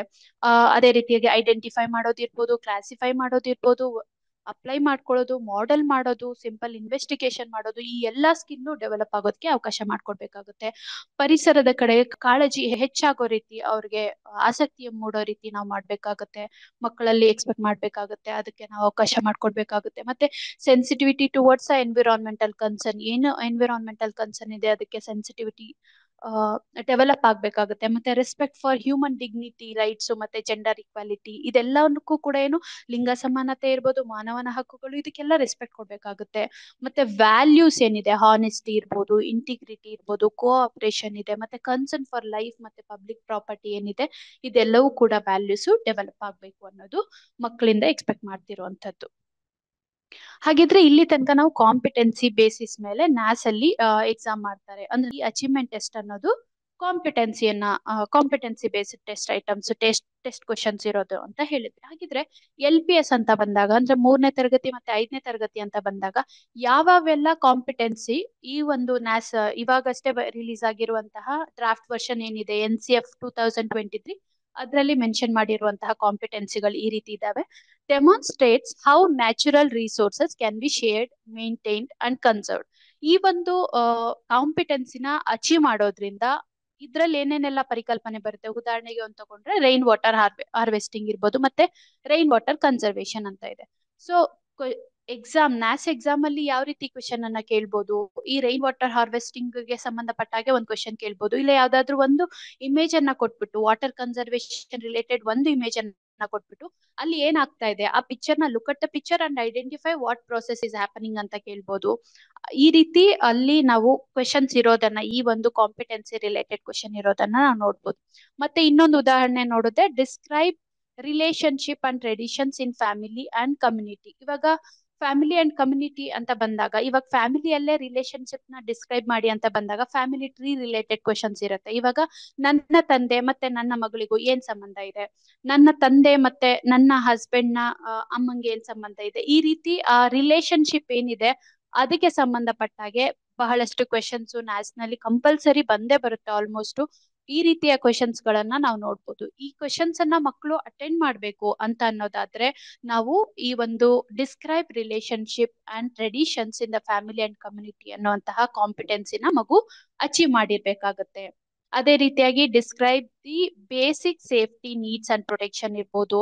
ಇದರಲ್ಲಿ ಏನ್ ಗೊತ್ತಾಗುತ್ತೆ ಅಂದ್ರೆ, ಯಾವ ಫುಡ್ ಅನ್ನ ನಾನು ಕಡಿಮೆ ತಿನ್ನೋದ್ರಿಂದ ನನ್ಗೆ ಈ ಕಾಯಿಲೆ ಬರುತ್ತೆ ಅಂತ ಅನ್ನೋದಿರ್ಬೋದು, ಯಾವ್ದ್ರ ಡಿಫಿಷಿಯನ್ಸಿ ಆಗ್ತಾ ಇದೆ ಅಂದ್ರೆ ಯಾವ ಒಂದು ಫುಡ್ ಸೋರ್ಸ್ ಅನ್ನ ನಾನು ಇಂಟೇಕ್ ಮಾಡ್ಬೇಕಾಗುತ್ತೆ ಅನ್ನೋದು. ರೀಡ್ ಸ್ಯಾಂಪಲ್ ಮ್ಯಾಪ್ಸ್ ಅಂದ್ರೆ ಇಲ್ಲೂ ಕೂಡ read sample maps of city state country to identify natural and human made features with reference to symbol directions. ಇಲ್ಲೂ ಕ್ವೆಶನ್ಸ್ ಡೈರೆಕ್ಷನ್ಸ್ ಸಂಬಂಧಪಟ್ಟ ಹಾಗೆ ಯಾವ್ದೋ ಒಂದು ಮ್ಯಾಪ್ ಅನ್ನ ಕೊಟ್ಬಿಟ್ಟು ಯಾವ್ದೋ ಒಂದು ಪ್ಲೇಸ್ ಅನ್ನ ಕೊಟ್ಟು ಯಾವ ದಿಕ್ಕಲ್ಲಿದೆ ಅಂತ ಕೇಳ್ಬೋದು, ಇಲ್ಲ ಈ ಪ್ಲೇಸ್ ಅನ್ನ ಕೊಟ್ಟು ಅದ್ರ ವಿರುದ್ಧ ದಿಕ್ಕು ಯಾವ್ದಿರ್ಬೋದು ಅಂತ ಕೇಳ್ಬೋದು. ಈ ರೀತಿ ಡೈರೆಕ್ಷನ್ಗೆ ಮ್ಯಾಪ್ಗೆ ಸಂಬಂಧಪಟ್ಟ ಹಾಗೆ ಕ್ವೆಶನ್ಸ್ ಅನ್ನ ನಾವು ನ್ಯಾಸ್ ಅಲ್ಲಿ ಕೇಳೋದನ್ನ ನಾವು ನೋಡ್ಬೋದು. Ask questions and make predictions about simple patterns observed in the immediate surrounding. ಹಾಗಿದ್ರೆ ಸೋಲಾರ್ ಪ್ಯಾನಲ್ ಮಾತ್ರ ಬ್ಲಾಕ್ ಕಲರ್ ಇದೆಯಾ, ನಾವು ಮನೆಯಲ್ಲಿ ಯೂಸ್ ಮಾಡುವಂತ ಅಂಚೇನಿದೆ ಅದು ಕೂಡ ಬ್ಲಾಕ್ ಕಲರ್ ಇದೆ ಅಂದ್ರೆ ಅಲ್ಲೂ ಕೂಡ ಆ ಕಲರ್ ಯೂಸ್ ಮಾಡ್ತಾ ಇದೆ ಅಂದ್ರೆ black absorbs more heat energy ಅನ್ನೋ ತರ ಎಲ್ಲೆಲ್ಲಿದೆ ಅದನ್ನ ಆ ಪ್ಯಾಟರ್ನ್ ಅನ್ನ ನೋಡ್ತಾ ಹೋಗೋದಕ್ಕೆ ಮಕ್ಕಳಿಗೆ ಅವಕಾಶ ಮಾಡ್ಕೊಡೋದಿರ್ಬೋದು. Describe usage of natural resources in their immediate surrounding ಅಲ್ಲಿ, ಮತ್ತೆ identify the needs of plants birds animals and how they can be supported ಅನ್ನೋದು ಕಾಂಪಿಟೆನ್ಸಿ ಆಗಿದೆ. ಇವೆಲ್ಲ LPS ಅಲ್ಲಿ ಬರುವಂತಹದ್ದು. Perform simple enquiry related to specific questions independently or in groups. Group wise ಆದ್ರೂ ಅವರು ಒಂದು ಎನ್ಕ್ವೈರಿ ಮಾಡ್ತಾ ಹೋಗ್ಬೋದು ಒಂದು ಕಾನ್ಸೆಪ್ಟ್ ಅನ್ನ ಕಲಿಯೋದಕ್ಕೆ, ಇಲ್ಲ ಇಂಡಿಪೆಂಡೆಂಟ್ ಆಗು ಕೂಡ ಕಲಿಯೋದೇನಿದೆ ಅದು ಕೂಡ ಒಂದು ಕಾಂಪಿಟೆನ್ಸಿ ಆಗಿದೆ. ಈ ಕಾಂಪಿಟೆನ್ಸಿನ ಅಚೀವ್ ಮಾಡ್ಬೇಕು ಅಂತ ಅಂದ್ರೆ ನಾವು ಈ ಕಾಂಪಿಟೆನ್ಸಿನ ನಾವು ಸ್ಮಾಲ್ ಲರ್ನಿಂಗ್ ಔಟ್ಕಮ್ಸ್ ಆಗಿ ಡಿವೈಡ್ ಮಾಡ್ಕೊಂಡಿರ್ತೀವಿ. ಅದ್ರ ಆಧಾರದ ಮೇಲೆ ನಾವು ಅಚೀವ್ ಮಾಡ್ಬೋದು. ಹಾಗಿದ್ರೆ HPS ಗೆ ಏನೇನೆಲ್ಲ ಇದೆ ಅಂತ ನೋಡೋದಾದ್ರೆ, observe and understand different categories of objects and relationship between them ಇರ್ಬೋದು. ಅದೇ ರೀತಿಯಾಗಿ distinguish the characteristics of living organism and non living organism. ಏನೋ ಒಂದು ಕ್ವಶನ್ ಲಿವಿಂಗ್ ಆರ್ಗ್ಯಾನಿಸಮ್ ಯಾವ್ದು ನಾನ್ ಲಿವಿಂಗ್ ಅಂತ ಆಪ್ಷನ್ಸ್ ಕೊಟ್ಬಿಟ್ಟು ಟಿಕ್ ಮಾಡೋದಕ್ಕೆ ಹೇಳ್ಬೋದು. ಇವಾಗ ಅದ್ರ ಗುಣಲಕ್ಷಣಗಳನ್ನ ಹೇಳ್ಬಿಟ್ಟು ಈ ಗುಣಲಕ್ಷಣಗಳನ್ನು ಹೊಂದಿದೆ ಅದರಿಂದ ಇದು ಲಿವಿಂಗ್ ಥಿಂಗ ಅಥವಾ ನಾನ್ ಲಿವಿಂಗ್ ಥಿಂಗ ಅಂತ ಈ ರೀತಿಯಾಗಿ ಬೇರೆ ಬೇರೆ ರೀತಿಯ ಕ್ವೆಶನ್ಸ್ ಅನ್ನ ನಾವು ನ್ಯಾಸ್ ಪೇಪರ್ಸ್ ಅಲ್ಲಿ ನೋಡ್ಬೋದು. ಅವೆಲ್ಲವೂ ಕೂಡ ಈ ಕಾಂಪಿಟೆನ್ಸಿ ಅಚೀವ್ ಆಗಿದ್ಯಾ ಇಲ್ವಾ ಅಂತ ಟೆಸ್ಟ್ ಮಾಡುವಂತಹ ಅಚೀವ್ಮೆಂಟ್ ಟೆಸ್ಟ್ ಆಗಿರುತ್ತೆ. ಇಲ್ಲಿ ನಾವು ನೋಡ್ತಾ ಇರ್ಬೋದು represent real world events and relationships through diagrams ಅಂದ್ರೆ ಒಂದು ಡಯಾಗ್ರಾಮ್ ಕೊಟ್ಬಿಟ್ಟು ಅಲ್ಲಿ ನಾವು ರೆಪ್ರೆಸೆಂಟ್ ಮಾಡೋದಕ್ಕೆ ಹೇಳಿ. ಈಗ ಏನು ಕಾಂಪಿಟೆನ್ಸಿ ಏನ್ ನೋಡಿದ್ವಿ ಅಲ್ವಾ, ಆ ಕಾಂಪಿಟೆನ್ಸಿ ಡೆವಲಪ್ ಆಗ್ಬೇಕು ಮಕ್ಕಳಲ್ಲಿ ಅಚೀವ್ ಆಗ್ಬೇಕು ಅಂತ ಆಗೋದ್ರ ಜೊತೆಗೆ ಕೌಶಲ್ಯಗಳ ಅಭಿವೃದ್ಧಿ ಆಗೋದು ಕೂಡ ತುಂಬಾ ಇಂಪಾರ್ಟೆಂಟ್ ಆಗುತ್ತೆ. ಸ್ಕಿಲ್ ಡೆವಲಪ್ ಆಗ್ಬೇಕು ಅಂದ್ರೆ ಮಕ್ಕಳಿಗೆ ಏನೇ ಚಟುವಟಿಕೆಯನ್ನ ನಾವು ತರಗತಿಯಲ್ಲಿ ಮಾಡಿಸ್ತಾ ಇದೀವಿ ಅಂದ್ರೆ ಸಂವಹನಕ್ಕೆ ಅವಕಾಶ ಮಾಡ್ಕೊಡ್ಬೇಕಾಗುತ್ತೆ, ಕಮ್ಯುನಿಕೇಟ್ ಮಾಡೋದಕ್ಕೆ ಅವಕಾಶ ಮಾಡ್ಕೊಡ್ಬೇಕಾಗುತ್ತೆ. ದತ್ತಾಂಶಗಳ ನಿರೂಪಣೆ ಏನ್ ಸ್ಕಿಲ್ ಇದೆ ಅದಕ್ಕೂ ಅವಕಾಶ ಮಾಡ್ಕೊಟ್ಟಾಗ ಮಾತ್ರ ಅದು ಡೆವಲಪ್ ಆಗ್ತಾ ಹೋಗೋದಕ್ಕೆ ಸಾಧ್ಯ. ಪ್ರಾಕ್ಟೀಸ್ ಆಗ್ಲಿಲ್ಲ ಅಂದ್ರೆ ಯಾವುದೇ ಸ್ಕಿಲ್ಲು ಡೆವಲಪ್ ಆಗೋದಿಲ್ಲ. ದತ್ತಾಂಶಗಳ ಆಯೋಜನೆ ಇರ್ಬೋದು, ವಿಶ್ಲೇಷಣಾತ್ಮಕ ಚಿಂತನೆ, ಕ್ರಿಟಿಕಲ್ ಥಿಂಕಿಂಗು, ಕೊಲಾಬ್ರೇಟಿವ್ ಆಗಿ ವರ್ಕ್ ಮಾಡೋದಿರ್ಬೋದು, ಕ್ರಿಯೇಟಿವಿಟಿ ಇರ್ಬೋದು, ವಿನ್ಯಾಸಗಳನ್ನ ಗುರುತಿಸೋದಿರ್ಬೋದು, ವಿಮರ್ಶಾತ್ಮಕವಾಗಿ ಚಿಂತನೆ ಮಾಡೋದಿರ್ಬೋದು, ಜ್ಞಾನ ಕಲ್ತಂತಹ ವೈಜ್ಞಾನಿಕ ಪರಿಕಲ್ಪನೆಗಳನ್ನ ಅನ್ವಯ ಮಾಡ್ಕೊಳ್ಳುವಂತಹ ಸ್ಕಿಲ್ ಏನಿದೆ ಅದೆಲ್ಲ ಅದು ತುಂಬಾನೇ ಇಂಪಾರ್ಟೆಂಟು. ಇನ್ವೆಸ್ಟಿಗೇಟ್ ಮಾಡ್ತಾ ಹೋಗೋದು, ಸಿಂಪಲ್ ಇನ್ವೆಸ್ಟಿಗೇಟ್ ಮಾಡೋದ್ರ ಮೂಲಕ ಪರಿಕಲ್ಪನೆಯನ್ನ ಏನ್ ಮಾಡ್ಕೊಳ್ಳೋದು ಮನದಟ್ಟು ಮಾಡಿಸ್ಕೊಳ್ಳೋದಿರ್ಬೋದು. ಈ ಸ್ಕಿಲ್ ಡೆವಲಪ್ ಸಂಶೋಧನೆ ಮಾಡುವಂತಹ ಸ್ಕಿಲ್ ಏನಿದೆ ಅಲ್ಲ ಅದು ಕೂಡ ಎನ್ಕ್ವೈರಿ ಮಾಡ್ಕೊಂಡು ಕಲಿತಾ ಹೋಗೋದು ಅದು ಕೂಡ ತುಂಬಾನೇ ಇಂಪಾರ್ಟೆಂಟ್ ಆಗಿರುತ್ತೆ. ಯಾವ್ದಾದ್ರೂ ವಸ್ತುಗಳನ್ನ ಕೊಟ್ರೆ ಅವುಗಳನ್ನ ಹೇಗೆ ವರ್ಗೀಕರಣ ಮಾಡ್ಬೇಕು ಅಂತ ತಿಳ್ಕೊಳ್ಳೋದು ಒಂದು ಸ್ಕಿಲ್ ಆಗಿದೆ. ಅನ್ವಯೀಕರಣ ಈಗಷ್ಟೇ ನಾವು ನೋಡಿದ್ವಿ, ಯಾವುದೇ ಒಂದು ಕಾನ್ಸೆಪ್ಟ್ ಅನ್ನ ನಾವು ಅನ್ವಯ ಮಾಡ್ಕೊಂಡಾಗ ಮಾತ್ರ ಅದು ಮೀನಿಂಗ್ಫುಲ್ ಆಗಿರುತ್ತೆ ಅಂತ ಹೇಳ್ಬೋದು.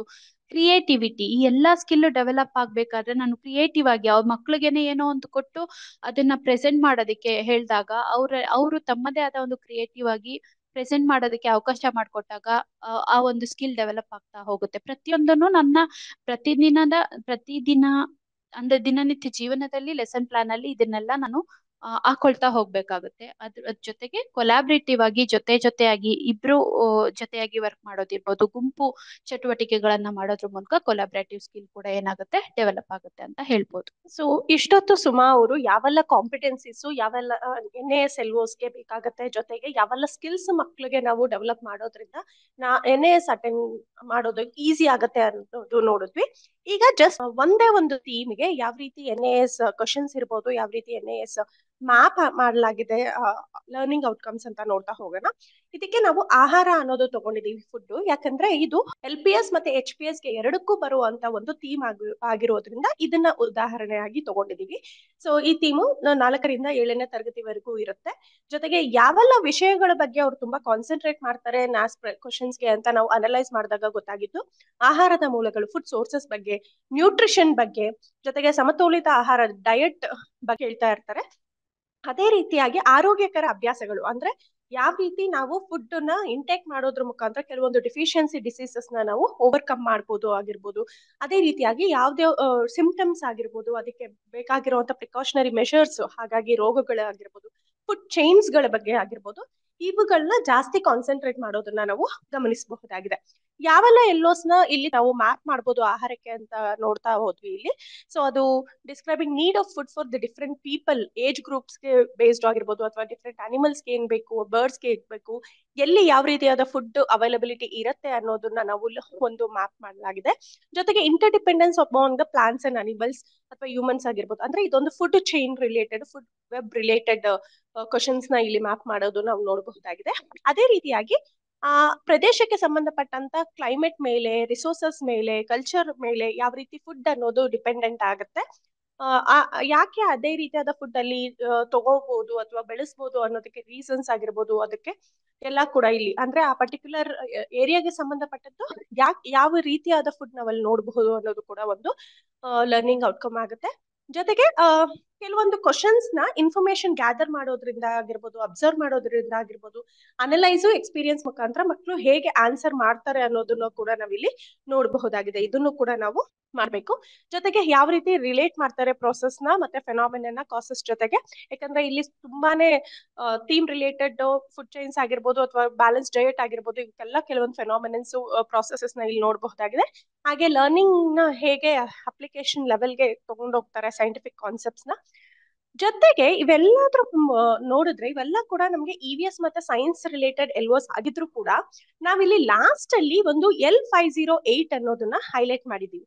ಯಾವ್ದಿದು ಅಂದ್ರೆ ಎಸ್ಪೆಷಲಿ ಲ್ಯಾಂಗ್ವೇಜ್ ರಿಲೇಟೆಡ್. ಯಾಕೆ ಅಂದಾಗ ಒಂದು ಮಗು ಒಂದು ಕ್ವಶನ್ ನ ಅಟೆಂಡ್ ಮಾಡ್ಬೇಕಂದ್ರೆ ಬೇಸಿಕಲಿ ಮಗು ಓದ್ಬೇಕಾಗಿರುತ್ತೆ, ಕಾಂಪ್ರಹೆಂಡ್ ಮಾಡ್ಕೋಬೇಕಾಗುತ್ತೆ, ಮತ್ತೆ ಸೀಕ್ವೆನ್ಸ್ ಆಫ್ ಈವೆಂಟ್ಸ್ ನ ಮಗು ರಿಲೇಟ್ ಮಾಡ್ಕೋಬೇಕಾಗುತ್ತೆ. ಹಾಗಾಗಿ ಇದು ತುಂಬಾನೇ ಇಂಪಾರ್ಟೆಂಟ್ ಅಂತ ಹೇಳ್ಬೋದು.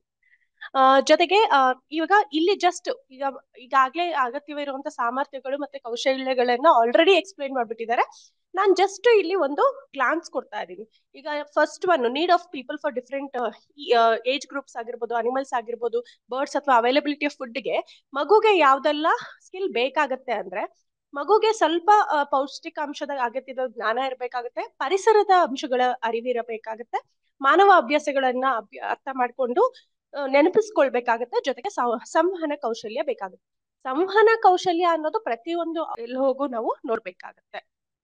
ಅದೇ ರೀತಿ ಇಲ್ಲಿ ನೋಡ್ಬೋದು inter dependence of among the linkages ಎಲ್ಲ ನೋಡಿದಾಗ ಪರಿಸರ ಜಾಗೃತಿ, ಭೌಗೋಳಿಕ ತಿಳುವಳಿಕೆ, ಸಾಮಾಜಿಕ ಸಾಂಸ್ಕೃತಿಕ ತಿಳುವಳಿಕೆ, ಜೊತೆಗೆ ಮತ್ತೆ ಸಂವಹನ ಕೌಶಲ್ಯ. ಅದ್ರ ಜೊತೆಗೆ ಭೌಗೋಳಿಕ ಜ್ಞಾನದ ಜೊತೆಗೆ ಹವಾಮಾನದ ಬಗ್ಗೆ ಕೂಡ ಸ್ವಲ್ಪ ತಿಳ್ಕೊಬೇಕಾಗುತ್ತೆ. ಯಾಕಂದ್ರೆ ಕ್ಲೈಮೇಟ್ ಮತ್ತೆ ಟೆರೈನ್ ಡಿಸೈಡ್ ಮಾಡ್ಬೇಕಲ್ಲ ಮಗು ಯಾವ ಫುಡ್ ಅಲ್ಲಿ ಬೆಳೆಯುತ್ತೆ ಅನ್ನೋದಕ್ಕೆ, ಅದು ಕೂಡ ಒಂದ್ ಸ್ವಲ್ಪ ಬೇಕಾಗುತ್ತೆ. ರಿಸೋರ್ಸಸ್ ನ ಗುರುತಿಸೋದು ಬೇಕಾಗುತ್ತೆ. ಹವಾಮಾನ ಅಥವಾ ಅಲ್ಲಿರುವಂತ ಭೂ ಪ್ರದೇಶದ ಇನ್ಫಾರ್ಮೇಶನ್ ಮಗುಗೆ ಗೊತ್ತಿರ್ಬೇಕಾಗುತ್ತೆ, ಕಲ್ಚರಲ್ ಲೈಫ್ಸ್ ಬಗ್ಗೆ ಗೊತ್ತಿರ್ಬೇಕಾಗುತ್ತೆ, ಹಾಗೆ ಮತ್ತೆ ಕಮ್ಯುನಿಕೇಶನ್ ಸ್ಕಿಲ್ಸ್ ಇಲ್ಲಿ ಬೇಕಾಗುತ್ತೆ. ಜೊತೆಗೆ 509 ಅನ್ನೋ ಈ LOಗೆ ಅಬ್ಸರ್ವೇಷನ್ ಮತ್ತೆ ಡೇಟಾನ ಹೇಗೆ ಮಗು ಕಲೆಕ್ಟ್ ಮಾಡುತ್ತೆ. ಈಗ ಯಾವ್ದೋ ಒಂದು ಕ್ವಶನ್ ನ ಕೊಟ್ಟಾಗ ಅಲ್ಲಿ ಆ ಕ್ವಶನ್ ನ ಓದಿದ್ಮೇಲೆ ಅದಕ್ಕೆ ಯಾವ ಡೇಟಾ ಬೇಕು ಅನ್ನೋದು ಮಗು ಹೇಗೆ ಕಲೆಕ್ಟ್ ಮಾಡ್ಕೊಂಡು ಅದನ್ನ ರಿಲೇಟ್ ಮಾಡಿ ಆನ್ಸರ್ ನ ಪಡೆಯುತ್ತೆ ಅನ್ನೋದು ತುಂಬಾ ಇಂಪಾರ್ಟೆಂಟ್ ಆಗುತ್ತೆ. ಅದಕ್ಕಾಗಿ ಅವಲೋಕನ ಮತ್ತೆ ದತ್ತಾಂಶಗಳ ದಾಖಲೆ ಅನ್ನೋದು ಸ್ಕಿಲ್ ತುಂಬಾನೇ ಇಂಪಾರ್ಟೆಂಟ್. ದತ್ತಾಂಶಗಳ ಆಯೋಜನದ ಸಂಘಟನೆ, ಅದನ್ನ ಹೇಗೆ ಆರ್ಗನೈಸ್ ಮಾಡ್ಕೊಳತ್ತೆ ಅನ್ನೋದು ಬೇಕಾಗುತ್ತೆ. ಜೊತೆಗೆ ಅಲ್ಲೊಂದು ಪ್ಯಾಟ್ರನ್ ಏನಾದ್ರು ಇದ್ರೆ ಆ ಪ್ಯಾಟ್ರನ್ ಐಡೆಂಟಿಫೈ ಮಾಡುತ್ತಾ ಮಗು ಅನ್ನೋದು, ಜೊತೆಗೆ ಅದು ವಿಶ್ಲೇಷಣೆ ಅಂದ್ರೆ ಕ್ರಿಯೇಟಿವ್ ಥಿಂಕಿಂಗ್ ಅಥವಾ ಯಾವ ರೀತಿ ಅದನ್ನ ಚಿಂತನೆ ಮಾಡಿ ಎಕ್ಸ್ಪ್ಲೈನ್ ಮಾಡ್ಕೊಂಡು ಹೋಗುತ್ತೆ ಅನ್ನೋದು ನಮ್ಗೆ ಬೇಕಾಗುತ್ತೆ. ಅದೇ ರೀತಿ 705 ಅಂತ ಬಂದಾಗ ರಿಲೇಟ್ ಪ್ರಾಸೆಸಸ್ ಅಂಡ್ ಫಿನಾಮಿನನ್ ಅಂತ ಬಂದ ಬಿಕಾಸ್ ಇಲ್ಲಿ ಮಗು ಸ್ವಲ್ಪ ಕಾರಣದ ಬಗ್ಗೆ ಎಲ್ಲ ತಿಳ್ಕೊಬೇಕಾಗಿರೋ ಕಾರಣ ಇಲ್ಲಿ ಕಾರಣದ ಸಂಬಂಧಂತ ತಿಳುವಳಿಕೆನೂ ಬೇಕಾಗುತ್ತೆ. ವಿಮರ್ಶನಾತ್ಮಕ ಚಿಂತನೆ ಕೂಡ ಇಲ್ಲಿ ಬೇಕಾಗುತ್ತೆ. ಹಾಗೆ ಸಮಸ್ಯೆಗಳನ್ನ ಹೇಗೆ ಪರಿಹರಿಸೋದು ಅನ್ನೋ ಜ್ಞಾನನು ಸ್ವಲ್ಪ ಮಗುಗೆ ಇರ್ಬೇಕಾಗತ್ತೆ. ಅದೇ ರೀತಿಯಾಗಿ ಸೈಂಟಿಫಿಕ್ ಕಾನ್ಸೆಪ್ಟ್ಸ್ ನ ಎವ್ರಿ ಡೇ ಲೈಫ್ ಅಲ್ಲಿ ತಿಳ್ಕೊಬೇಕಾದ್ರೆ ಆ ತಿಳಿದಿರುವಂತ ಕಲಿಕೆಯನ್ನು ಯಾವ ರೀತಿ ಅನ್ವಯಿಸೋದು, ವಿಚಾರಣಾತ್ಮಕ ಕೌಶಲ್ಯಗಳನ್ನ ಯಾವ ರೀತಿ ತಗೊಂತಾ ಇದೆ, ಸಂವಹನ ಕೌಶಲ್ಯ ಯಾವ ರೀತಿ ಇದೆ ಅಂದ್ರೆ ನಾವ್ ಆಗ್ಲೇ ಹೇಳ್ದಂಗೆ ಪ್ರತಿ ಒಂದು ಹೋಗು ಕೂಡ ನಮ್ಗೆ ಕಮ್ಯುನಿಕೇಶನ್ ಸ್ಕಿಲ್ಸ್ ಅನ್ನೋದು ತುಂಬಾನೇ ಇಂಪಾರ್ಟೆಂಟ್ ಆಗುತ್ತೆ. ಸೊ ಇಲ್ಲಿ ಕೆಲವೊಂದು ಮಾದರಿ ಪ್ರಶ್ನೆಗಳನ್ನ ನೋಡ್ಬೋದು NASಗೆ NAS ಅದು ಎಸ್ಪೆಷಲಿ ನಾವ್ ಇಲ್ಲಿ ಫುಡ್ ಥೀಮ್ ತಗೊಂಡಿರೋ ಕಾರಣ ಅದನ್ನೇ ತಗೊಂತಾ ಇದೀವಿ. ಸೊ ಇಲ್ಲೊಂದು ಎಕ್ಸಾಂಪಲ್ ನೋಡ್ಬೋದು. ಕೆಳಗೆ ನೀಡಲಾದ ಆಹಾರ ಸರಪಳಿಯನ್ನು ಗಮನಿಸಿ ಮೂಲ ಆಹಾರ ಉತ್ಪಾದಕ ಯಾವ್ದಂತ ಗುರುತಿಸ್ಬೇಕಾಗುತ್ತೆ. ಇದು 5th ಗ್ರೇಡ್ಗೆ ಬಂದಂತ ಒಂದು ಕ್ವಶನ್ ಆಗಿರೋದ್ರಿಂದ ಮಗು ಈ ಫುಡ್ ಚೈನ್ ಅಬ್ಸರ್ವ್ ಮಾಡ್ಬೇಕು ಅಂದ್ರೆ ಫಸ್ಟ್ ಅಬ್ಸರ್ವೇಷನ್ ಸ್ಕಿಲ್ ಇರಬೇಕು. ತನಗೆ ಬೇಕಾದಂತ ಡೇಟಾನ ಕಲೆಕ್ಟ್ ಮಾಡ್ಕೊಂಡು ಆಮೇಲೆ ಡಿಸೈಡ್ ಮಾಡ್ಬೇಕಾಗತ್ತೆ. ಈ 4 ಆಪ್ಷನ್ಸ್ ನ ನೋಡ್ಕೊಂಡು ಇಲ್ಲಿ ಡಿಸಿಷನ್ ಅನ್ನೋದು ಬರ್ಬೇಕಾಗತ್ತೆ. ಸೊ ಆಬ್ವಿಯಸ್ಲಿ ಮಗು ಲಾಸ್ಟ್ ಆಪ್ಷನ್ ಡಿ ಕರೆಕ್ಟ್ ಅನ್ನೋದು ಚೂಸ್ ಮಾಡ್ಕೋಬೇಕಾಗತ್ತೆ, ಯಾಕಂದ್ರೆ ಅದು ಪ್ರೊಡ್ಯೂಸರ್ ಆಗಿರೋದ್ರಿಂದ. ಅದೇ ರೀತಿಯಾಗಿ ಇಲ್ಲೊಂದು ಚಿತ್ರ ಕೊಟ್ಬಿಟ್ಟಿರ್ತಾರೆ. ಇದೇನಾದ್ರೂ ಹಾಳಾದಾಗ ಅಂದ್ರೆ ಸ್ಟೇಲ್ ಅಥವಾ ಸ್ಪಾಯ್ಲ್ ಆದಾಗ ಇಲ್ಲಿ ಯಾವ ರೀತಿಯಾದಂತ ಒಂದು ಕ್ಯಾರೆಕ್ಟರಿಸ್ಟಿಕ್ ನ ನಾವು ಗಮನಿಸಬಹುದು, ಯಾವ ಗುಣದಿಂದ ನಾವು ಇದು ಇನ್ನು ಅಹಿತಕರ ಅಂತ ಹೇಳ್ಬೋದು ಅಂತ ನೋಡ್ತಾ ಬರ್ಬೋದು. ಆಗ ಇಲ್ಲಿ 4 ಆಪ್ಷನ್ಸ್ ಇದೆ. ಸೊ ಅಹಿತಕರ ವಾಸನೆ ಬರ್ಬೋದು, ಅಥವಾ ಹಳದಿ ಬಣ್ಣಕ್ಕೆ ತಿರುಗುತ್ತೆ ಅಂತ, ಕಪ್ಪು ಕಳೆ ಇರುತ್ತೆ, ಲೋಹ. ಸೊ ಇಲ್ಲಿ ಎಲ್ಲದಕ್ಕಿಂತ ದ ಮೋಸ್ಟ್ ಇಂಪಾರ್ಟೆಂಟ್ ಯಾವುದು ಅಂತ ನೋಡಿದಾಗ ಆಸ್ ಸೂನ್ ಆಸ್ ಆ ಬ್ಲಾಕ್ ಸ್ಪಾಟ್ಸ್ ನ ನೋಡಿದ ತಕ್ಷಣ ಮಗು ಅದು ಇಟ್ಸ್ ಸ್ಪಾಯ್ಲ್ಡ್ ಅಂತ ಹೇಳುತ್ತೆ ಅನ್ನೋದು. ಸೊ ಹಾಗಾಗಿ ಇದೊಂದು ಪ್ರಶ್ನೆ. ಮತ್ತೆ ಇಲ್ಲಿ ಕೂಡ ಅಷ್ಟೇ ಒಂದು ಪಿರಮಿಡ್ ನ ಕೊಟ್ಟಿದ್ದಾರೆ. ಈ ಪಿರಮಿಡ್ ನ ಮಗು ಫಸ್ಟ್ ನೋಡ್ಬಿಟ್ಟು ಫಸ್ಟ್ ABCD ಅಂತ ನೋಡಿ ಯಾವ್ದು ತುಂಬಾ ಚಿಕ್ಕ ಸ್ಪೇಸ್ ನ ಆಕ್ಯುಪೈ ಮಾಡಿದೆ ಅಂತ ನೋಡ್ಬೇಕಾಗತ್ತೆ. ಯಾಕಂದ್ರೆ ಈ ಕ್ವಶನ್ ಅಲ್ಲಿ ಯಾವ ಆಹಾರವನ್ನು ಕಡಿಮೆ ಪ್ರಮಾಣದಲ್ಲಿ ಸೇವಿಸಬೇಕು ಅನ್ನೋದು ಇರೋದ್ರಿಂದ ಸೊ ಇಲ್ಲಿ ಎ ಅನ್ನೋದು ಮಗು ಗುರ್ತಿಸ್ಬೇಕು. ಆದ್ರೆ ಆ ಎ ಅನ್ನೋದು ಯಾವ ಆಹಾರ ಅಂದ್ಬಿಟ್ಟು ಈ ಆಪ್ಷನ್ಸ್ ನ ನೋಡ್ಕೊಂಡು ಮಗು ಹೇಳ್ಬೇಕಾಗುತ್ತೆ. ಹಾಗಾಗಿ ಎ ತುಪ್ಪ ಮತ್ತು ಎಣ್ಣೆ. ಸೊ ಇಲ್ಲಿ ಇನ್ನೊಂದು ಪ್ರಶ್ನೆನೂ ಅದೇ ರೀತಿ ಇದೆ. ಈ ಸೆಂಟೆನ್ಸ್ ನ ಇಲ್ಲಿ ಮಾತ್ರ ಕಾಂಪ್ರಹೆಂಡ್ ಸ್ಕಿಲ್ಸ್ ಅನ್ನೋದು ಮಗುಗೆ ತುಂಬಾನೇ ಇಂಪಾರ್ಟೆಂಟ್ ಆಗುತ್ತೆ. ಮತ್ತು ಮಗು ಒಂದ್ ಸೆಂಟೆನ್ಸ್ ಓದಿ ಇನ್ನೊಂದ್ ಸೆಂಟೆನ್ಸ್ ಓದಿದಾಗ ರಿಲೇಟ್ ಮಾಡ್ಕೋಬೇಕಾಗತ್ತೆ. ಈಗ 1 ಮತ್ತು 2 ಸಮೃದ್ಧಿಯಾಗಿ ಹೊಂದಿರುವ ಆಹಾರ ಶಕ್ತಿ ಪ್ರಧಾನವಾದ ಆಹಾರ ಅಂತ ಮಗು ತಿಳ್ಕೊಳತ್ತೆ. ಹಾಗಾದ್ರೆ ಆ 1 ಮತ್ತೆ 2 ಯಾವುದು, ಅದು ಆ 1 ಮತ್ತೆ 2ಕ್ಕೆ ಏನ್ ಬರುತ್ತೆ ಅಂತ ಮಗು ಅಲ್ಲಿ ಕೊಲೆಕ್ಟ್ ಮಾಡಿ. ಸೊ ಈಗ essay 2ದು ಕೆಲವೊಂದು ಕ್ವಶನ್ ಪೇಪರ್ಸ್ ನಾವು ಇಲ್ಲಿ ಅದ ಒಂದು ನಾವು ಗಮನಿಸೋದು ಏನು ಅಂದ್ರೆ, ನಾವು ಕ್ವಶನ್ ಪೇಪರ್ಸ್ ನ ನೋಡಿದಾಗ NAS ಕ್ವಶನ್ ಪೇಪರ್ ನೋಡ್ಬೋದು, ಅಥವಾ ನಮ್ಮ essay 2 ಕ್ವಶನ್ ಪೇಪರ್ ನ ಮಾಡೆಲ್ ಕ್ವಶನ್ ಪೇಪರ್ಸ್ ನ ಸರಿಯಾಗಿ ಅಬ್ಸರ್ವ್ ಮಾಡಿದಾಗ ಆದಷ್ಟು ಕೌಶಲ್ಯಗಳು ಅಥವಾ ಕಾಂಪಿಟೆನ್ಸಸ್ ಏನ್ ನಾವು NAS ಗೆ ಕಾನ್ಸಂಟ್ರೇಟ್ ಮಾಡಿದೀವಿ ಇಲ್ಲಿ ಕೂಡ ಅದನ್ನ ತರೋ ಪ್ರಯತ್ನ ಅಂತೂ ಮಾಡಲಾಗಿದೆ. ಸೊ ಅದನ್ನು ಕೂಡ ನಾವು ಕ್ವಶನ್ ಪೇಪರ್ಸ್ ಅಲ್ಲಿ ನೋಡಬಹುದಾಗಿದೆ. ಸೊ ಇಲ್ಲಿ ನಾವು ಏನ್ ಮಾಡಿದೀವಿ ಅಂದ್ರೆ ಕೆಲವೊಂದು ಕ್ವಶನ್ ಪೇಪರ್ಸ್ ನ ಇಲ್ಲಿ ಚೂಸ್ ಮಾಡ್ಕೊಳ್ಳಾಗಿದೆ. ಸೊ ಎಸ್ಪೆಷಲಿ ಒಂದು 5ನೇ ತರಗತಿ ಚೂಸ್ ಮಾಡ್ಕೊಂಡಿದ್ವಿ. ಸೊ ಒಂದು ಇಲ್ಲಿ ಇರುವಂತ ಪೇಪರ್ ಏನಂದ್ರೆ ಕೆಲವೊಂದು ಕ್ವಶನ್ಸ್ ನ ಮಾತ್ರ ಯಾವ ರೀತಿಯಾಗಿ ನಾವು ತಗೊಂಡಿದ್ದಾರೆ, ಯಾವ ಕಾಂಪಿಟೆನ್ಸಸ್ ಬೇಕು ಅಂತ ತಗೊಂಡಿದ್ದಾರೆ ಅಂತ ಜಸ್ಟ್ ಡಿಸ್ಕಸ್ ಮಾಡ್ತೀವಿ. ಸೊ ಇಲ್ಲಿ ನಾವು ನೋಡ್ಬೋದು. ಸೊ ಕೆಲವೊಂದು ಕ್ವಶನ್ಸ್ ನಾನು ಇಲ್ಲಿ ಡಿಸ್ಕಸ್ ಮಾಡೋದಕ್ಕೆ ಇಷ್ಟಪಡ್ತೀನಿ. ಸೊ ಫಸ್ಟ್ ಕ್ವಶನ್ ನೋಡಿದ ತಕ್ಷಣನೇ ನಾವು ನೋಡ್ಬೋದು, ಇದೆಲ್ಲ ಮಲ್ಟಿಪಲ್ ಚಾಯ್ಸ್ ಕ್ವಶನ್ಸ್ ಆಗಿದ್ರು ಕೂಡ ಮಗು ಎಷ್ಟು ತಿಳ್ಕೊಬೇಕಾಗತ್ತೆ ಅಂದ್ರೆ ಇಲ್ಲಿ ಫಸ್ಟ್ ಆಫ್ ಆಲ್ ಬರಿಬೇಕಾದ್ರೆ ಫಸ್ಟ್ ಆಪ್ಷನ್ ಬರೆದು ನಂತರ ಉತ್ತರ ಕೂಡ ಬರಿಬೇಕಾಗತ್ತೆ. ಇಲ್ಲಿ ಒಂದೊಂದು ಪ್ರಶ್ನೆ ಓದ್ಬೇಕಾದ್ರೆ ಎಷ್ಟು ಕಾಂಪಿಟೆನ್ಸಿ ಲೆವೆಲ್ಸ್ ಮಗು ತಿಳ್ಕೊಂಡಿದೆ ಅಂದ್ರೆ ಇಲ್ಲಿ ಫಸ್ಟ್ ಕ್ವಶನ್ ನೋಡ್ಬೋದು. ಅಂದ್ರೆ ಒಂದು ಕಾನ್ಸೆಪ್ಟ್ ರಿಲೇಟೆಡ್ ನ ಒಂದು ರಿಡಲ್ ಆಗಿ ಕನ್ವರ್ಟ್ ಮಾಡಿ ಕೊಟ್ಟಿರುವಂತದ್ದು. ಬಳಿ ಬಿದ್ದ ನೀರನ್ನು ಹಿಡಿಯುವೆ ನಾನು, ಸಸ್ಯಗಳು ಬೆಳೆಯಲು ನಾನೇ ಸಹಕಾರಿ, ಸಸ್ಯಗಳ ಬೇರುಗಳು ಹಿಡಿದಿವೆ ನನ್ನನ್ನು. ಅಂದ್ರೆ 3 ಕೂಡ ಯಾವ ರೀತಿ ಕಾಂಪ್ರಹೆಂಡ್ ಮಾಡುತ್ತೆ ಮಗು, ಯಾವ ರೀತಿ ಕಮ್ಯುನಿಕೇಟ್ ಮಾಡ್ಕೊಳತ್ತೆ ಅನ್ನೋದು ತುಂಬಾನೇ ಇಂಪಾರ್ಟೆಂಟ್ ಆಗುತ್ತೆ. ನಂತರ ಅದು ಅನಲೈಸ್ ಮಾಡ್ಕೋಬೇಕು, ಏನ್ ಕೊಟ್ಟಿದ್ದಾರೆ ಒಂದೊಂದ್ ಲೈನ್ ಓದ್ಕೊಂಡು. ಸೊ ಈಗ ಫಸ್ಟ್ ಸೆಕೆಂಡ್ ಲೈನು ಕಂಬೈನ್ ಆಗಿದ್ಯಾ ಅಂದ್ರೆ ಈ ಒಂದ್ರ ಬಗ್ಗೆನೆ ಮಾತಾಡ್ತಾ ಇದ್ದಾರಾ ಅನ್ನೋದು, 3 ಲೈನು ಒಂದೇ ವಿಷಯದ ಬಗ್ಗೆ ಮಾತಾಡ್ತಿದ್ಯಾ ಅಂತ ಫೈನಲಿ ಅದು ನಿರ್ಧಾರ ಮಾಡ್ಕೊಂಡು ಇರುವಂತ ಆಪ್ಷನ್ ಗಳಲ್ಲಿ ಒಂದು ಉತ್ತರನ ಸೆಲೆಕ್ಟ್ ಮಾಡ್ಬೇಕಾಗುತ್ತೆ. ಸೊ ಆಬ್ವಿಯಸ್ಲಿ ಇದೊಂದು ಸಾಯಿಲ್ ರಿಲೇಟೆಡ್ ರಿಡಲ್ ಆಗಿರೋದ್ರಿಂದ ಆಪ್ಷನ್ ಬಿ ನ ಮಗು ಸೆಲೆಕ್ಟ್ ಮಾಡ್ಕೋಬೇಕತ್ತೆ. ಆದ್ರೆ ಅಲ್ಲಿ ಕೊಟ್ಟಿರುವಂತ ಪ್ರಶ್ನೆ ಹೇಗಿದೆ ಅಂದ್ರೆ ಕಮ್ಯುನಿಕೇಶನ್ ಸ್ಕಿಲ್, ಕಾಂಪ್ರಹೆಂಡಿಂಗ್ ಸ್ಕಿಲ್, ಮತ್ತೆ ಅದನ್ನ ಅನಲೈಸೇಷನ್, ಮತ್ತೆ ಅದಕ್ಕೆ ಎಷ್ಟು ಡೇಟಾ ಬೇಕು ಅನ್ನೋದು, ಡೇಟಾಂಶದ ನಿರ್ವಹಣೆ ಕೂಡ ಮಗುಗೆ ನಿರೂಪಣೆ ಕೂಡ ಬೇಕಾಗತ್ತೆ. ಅದೇ ರೀತಿ ಇನ್ನು 2ನೇ ಕ್ವಶನ್ ಸ್ವಲ್ಪ ಸಿಂಪಲ್ ಆಗಿರೋದು, ಆದ್ರೆ ಇಲ್ಲಿ ಮಗುವಿನ ತಿಳುವಳಿಕೆ ಅನ್ನೋದು ತುಂಬಾ ಇಂಪಾರ್ಟೆಂಟ್ ಆಗುತ್ತೆ. ತುಮಕೂರು ಜಿಲ್ಲೆಗೆ ಸಂಬಂಧಪಟ್ಟಂತ ಪ್ರಮುಖ ಬೆಲೆ ಯಾವುದು ಅಂತ ಇದು ಮಗು ನೆನಪಿಸ್ಕೋಬೇಕಾಗತ್ತೆ. ಸೊ ಅಲ್ಲಿನ ಇರೋಂತ ಅಟ್ಮಾಸ್ಫಿಯರ್ಗೆ ಯಾವ್ದು ಚೆನ್ನಾಗಿ ಬೆಳೆಯುತ್ತೆ ಅಂತ ನಮ್ ಶಿಕ್ಷಕರಿಗೆ ಹೇಳಿದ್ರು ಅಥವಾ ನಾನು ಓದಿದ್ದೆ ಅಂತ ತಿಳ್ಕೊಂಡು ಮಾಡ್ಬೇಕಾಗುತ್ತೆ. ರೀತಿಯಾಗಿ ರಿಮೆಂಬರ್ ಲೆವೆಲ್ ಮಾಡ್ಕೊಂಡು ಮತ್ತೆ ಆ ಕಾನ್ಸೆಪ್ಟ್ ನ ರಿಲೇಟ್ ಮಾಡ್ಕೊಂಡು ಆನ್ಸರ್ ಮಾಡೋದು ತುಂಬಾ ಇಂಪಾರ್ಟೆಂಟ್ ಆಗುತ್ತೆ. ಅದೇ ರೀತಿಯಾಗಿ 4ನೇ ಪ್ರಶ್ನೆ ನೋಡ್ಬೋದು. ಇಲ್ಲಿ ಪಿಕ್ಚರ್ ಹೇಗ್ ಕೊಟ್ಟಿದ್ದಾರೆ ಅಂದ್ರೆ ಮಗು ಏನ್ ಎಕ್ಸ್ಪೆಕ್ಟ್ ಮಾಡುತ್ತೆ ಅಂದ್ರೆ ಓಕೆ ಇದು ನಾನು ಯಾವ್ದು ಅಂತ ಹೇಳ್ಬೇಕೇನೋ ಅಂತ ಅದೊಂದು ಪಿಕ್ಚರ್ ಇದೆ. ಆದ್ರೆ ಅಲ್ಲಿಗೆ ಸ್ಟಾಪ್ ಆಗ್ತಾ ಇಲ್ಲ. ಇದು ಆ ಪಿಕ್ಚರ್ ನ ನೋಡ್ಬಿಟ್ಟು ಮತ್ತೆ ಅದು ಏನ್ ಮಾಡುತ್ತೆ ಅನ್ನೋದು ಅಲ್ಲಿ ಇರೋಂತ ಪ್ರಶ್ನೆ. ಇದರ ಉಪಯೋಗ ಯಾವುದು, ಇದೊಂದು ಕೃಷಿ ಉಪಕರಣ, ಇದರ ಉಪಯೋಗ ಏನು ಅಂತ ತಿಳ್ಕೊಬೇಕು ಮಗು. ಸೊ ಮಗು ಫಸ್ಟ್ ಅದು ಏನು ಅಂತ ಐಡೆಂಟಿಫೈ ಮಾಡ್ಬೇಕಾಗುತ್ತೆ. ಟೀಮ್ ತಂಡ ಏನಿದೆ ಆ ತಂಡಕ್ಕೆ ಡಯಟ್ ಪರವಾಗಿ ಹೃತ್ಪೂರ್ವಕದಂತಹ ಅಭಿನಂದನೆಗಳನ್ನ ಸಲ್ಲಿಸ್ತಾ ಇದ್ದೀನಿ. ಧನ್ಯವಾದಗಳು.